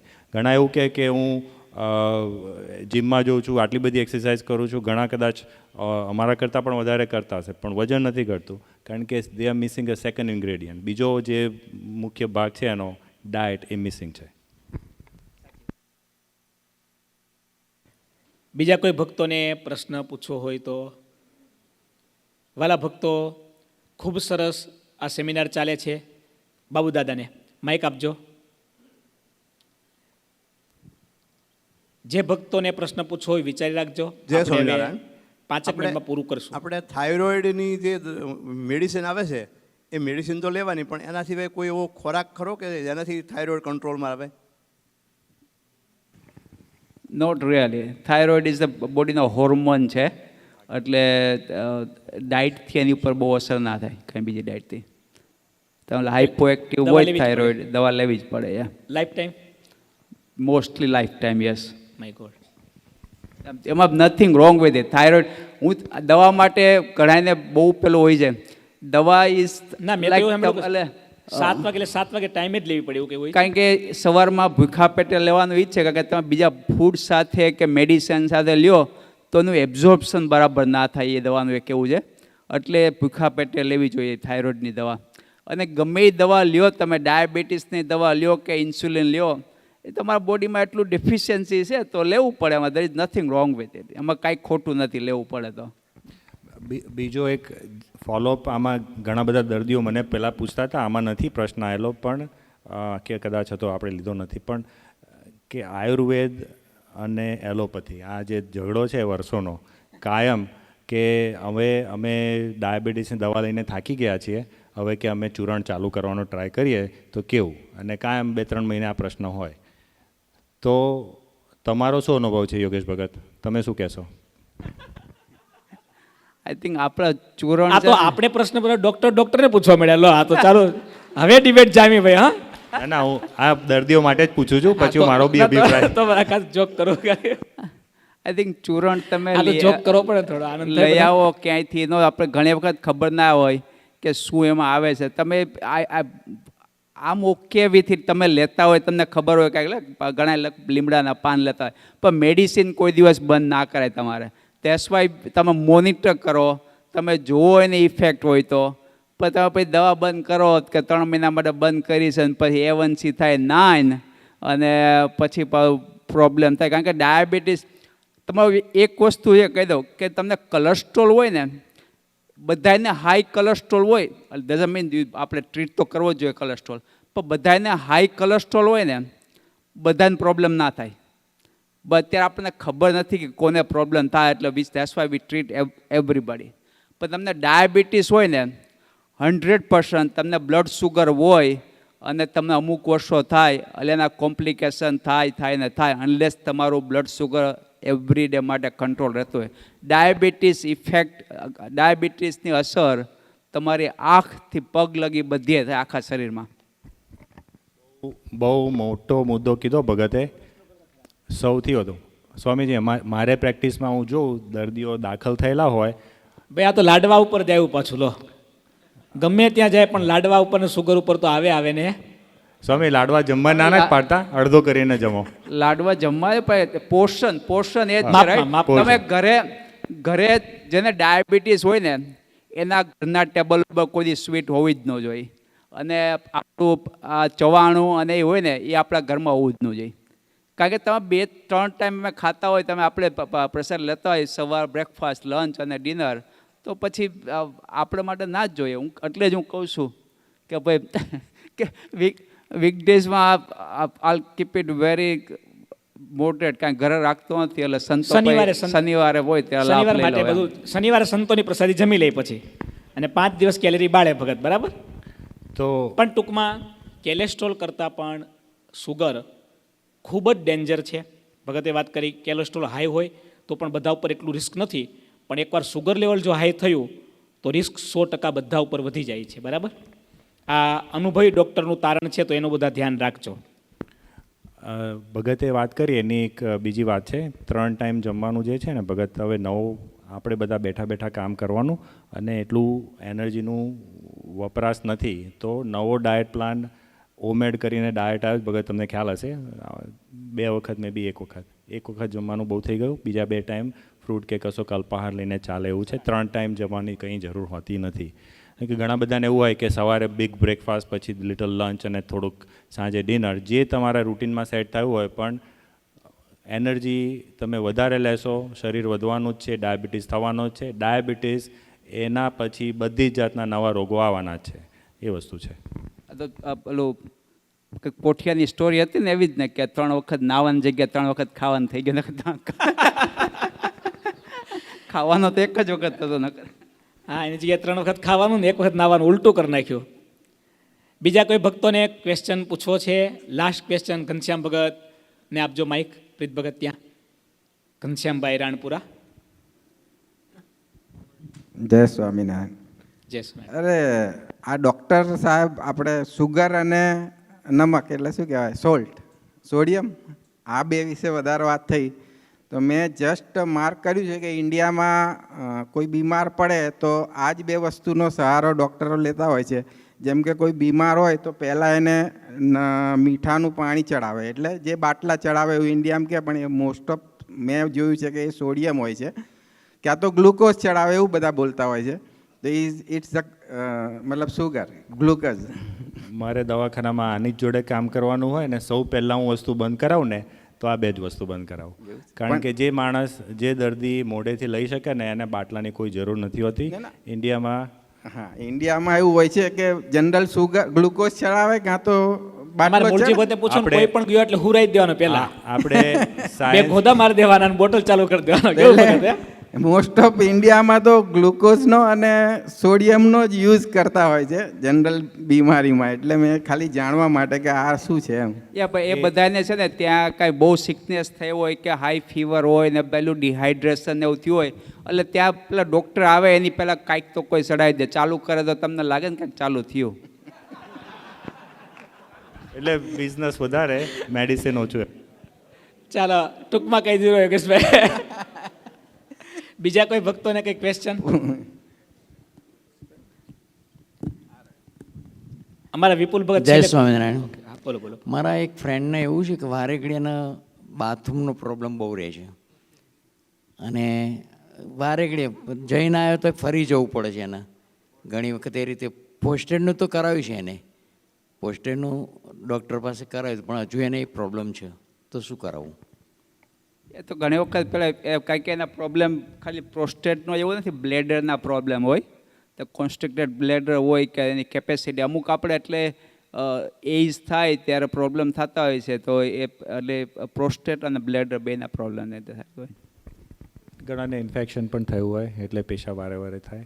પણ બહુ ઇન્ડિવિજ્યુઅલ ક્વેશ્ચન છે, એટલે એ જનરલમાં આ 2-3 મોટે ભાગે વસ્તુ હોય છે, પણ વધારે જાણ માટે તેમણે તપાસ કરાવવી પડે.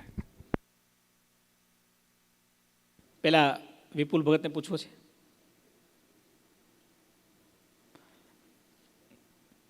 ઘણી બધી બાબતોમાં હમણાં જેમ વાત કરી એના કોઈ સ્પેશિયાલિસ્ટ પછી ડૉક્ટર હોય, અમુક બેઝિક વસ્તુ આપણે જાણી શકીએ પણ રિપોર્ટ કરવા પડે, તપાસ કરવી પડે, રાઈટ?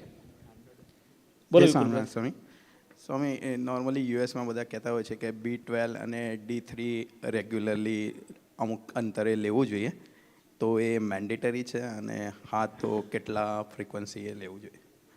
આઈ થિંક આપણે વેજીટેરિયન હોય ને એટલે B12ની ડેફિશિયન્સી આપણામાં થાય, તો આઈ થિંક આપણે બધાએ B12 વર્ષમાં I think even if you take it like આમ તો રેગ્યુલર તમે લ્યો 1000 માઇક્રોગ્રામ ઇઝ MCG આવે once a day, but sublingually that dissolve in your mouth, I think the supplement that's okay, B12, yes.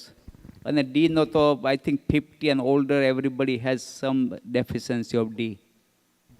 તો ભગત જેટલાને જો ને બધાને, આપણા લોકોને તો હોય જ છે. તો હું તો ઘણી વખત કહું ચેક ના કરાવશો નુકસાન કાંઈ નથી, એટલે બહુ એકસાથે બધી ટેબ્લેટ લેવાની પણ જરૂર નથી, પણ જે બી મોડરેટ રેકમેન્ડેશન છે એ લયા કરો દિવસનું. આ ખાસ બહેનો માટે માસિક ધર્મ ગયા પછી એ લોકોના હાડકાં ખૂબ જ નબળા થતા હોય છે, અને ખોરાકમાં કેલ્શિયમનું પ્રમાણ પણ આપણું ઓછું હોય છે. કંઈક પણ પડી જાય, કશું વાગે તો હાડકું ભાગી જાય, એટલે વિટામિન D3 તો ખાસ લેવું જ જોઈએ બહેનોએ. બીજા કોઈને પ્રશ્ન પૂછવો છે? Quick question, quick answer. Hardik બોલો. જય સ્વામિનારાયણ.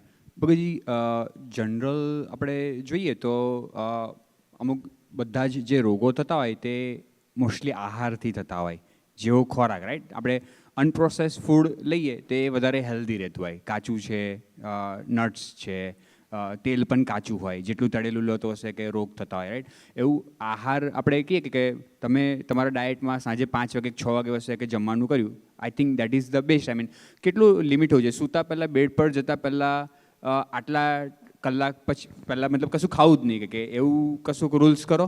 3 કલાક, એટલીસ્ટ 3 કલાક. અને અમુક લોકો એવું કહેતા કે રાતે સૂતી વખતે ચલો દૂધ પીને સૂઈ જઈએ, કાતે ના પીવાય, નહીં પીવાય, રાઈટ? વસે કે ખાલી રાખવું. As long as stomach empty હોય એ સારામાં સારું. એમ સારામાં સારું. It's take at least time to empty your stomach. Thank you Bhagatji. જય સ્વામિનારાયણ. ભાઈ તાળીઓથી વધાવો. બહુ સરસ ક્વિક ક્વેશ્ચન, ક્વિક આન્સર. ચાલો, કેટલા બધા ભક્તો ઉભા થયા જો છેલ્લે છે. જય સ્વામિનારાયણ. વિટામિન D3 જે લેવું જોઈએ, વિટામિન D3 વિથ K2 લેવું સારું કે ખાલી D3 હોય તો ઓકે?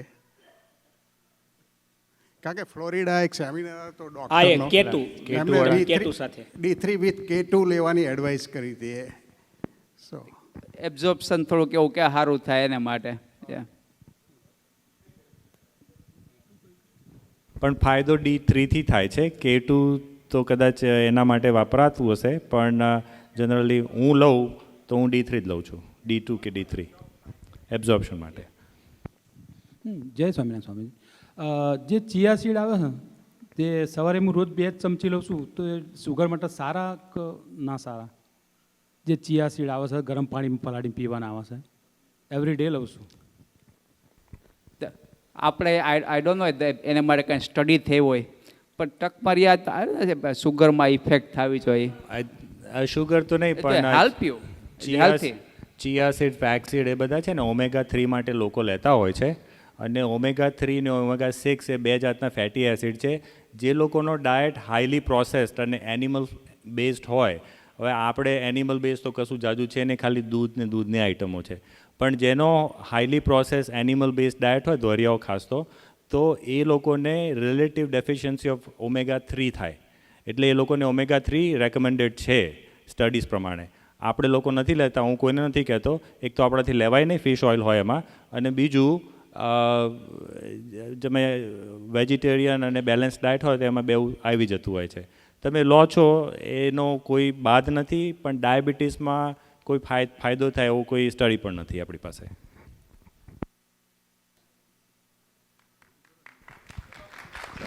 વાલા ભક્તો,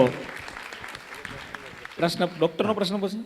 ના સાહેબ જસવંત સ્વામી, આ બેનમાંથી પ્રશ્ન આવ્યો છે કે સવારે ગ્રીન જ્યુસ કાઢવાનો ટાઈમ ના હોય તો રાતે કાઢ્યો હોય તો એની બેનિફિટ્સ ઓછી થઈ જાય કે લાઈક સરખી હોય ચાલે કે નહીં?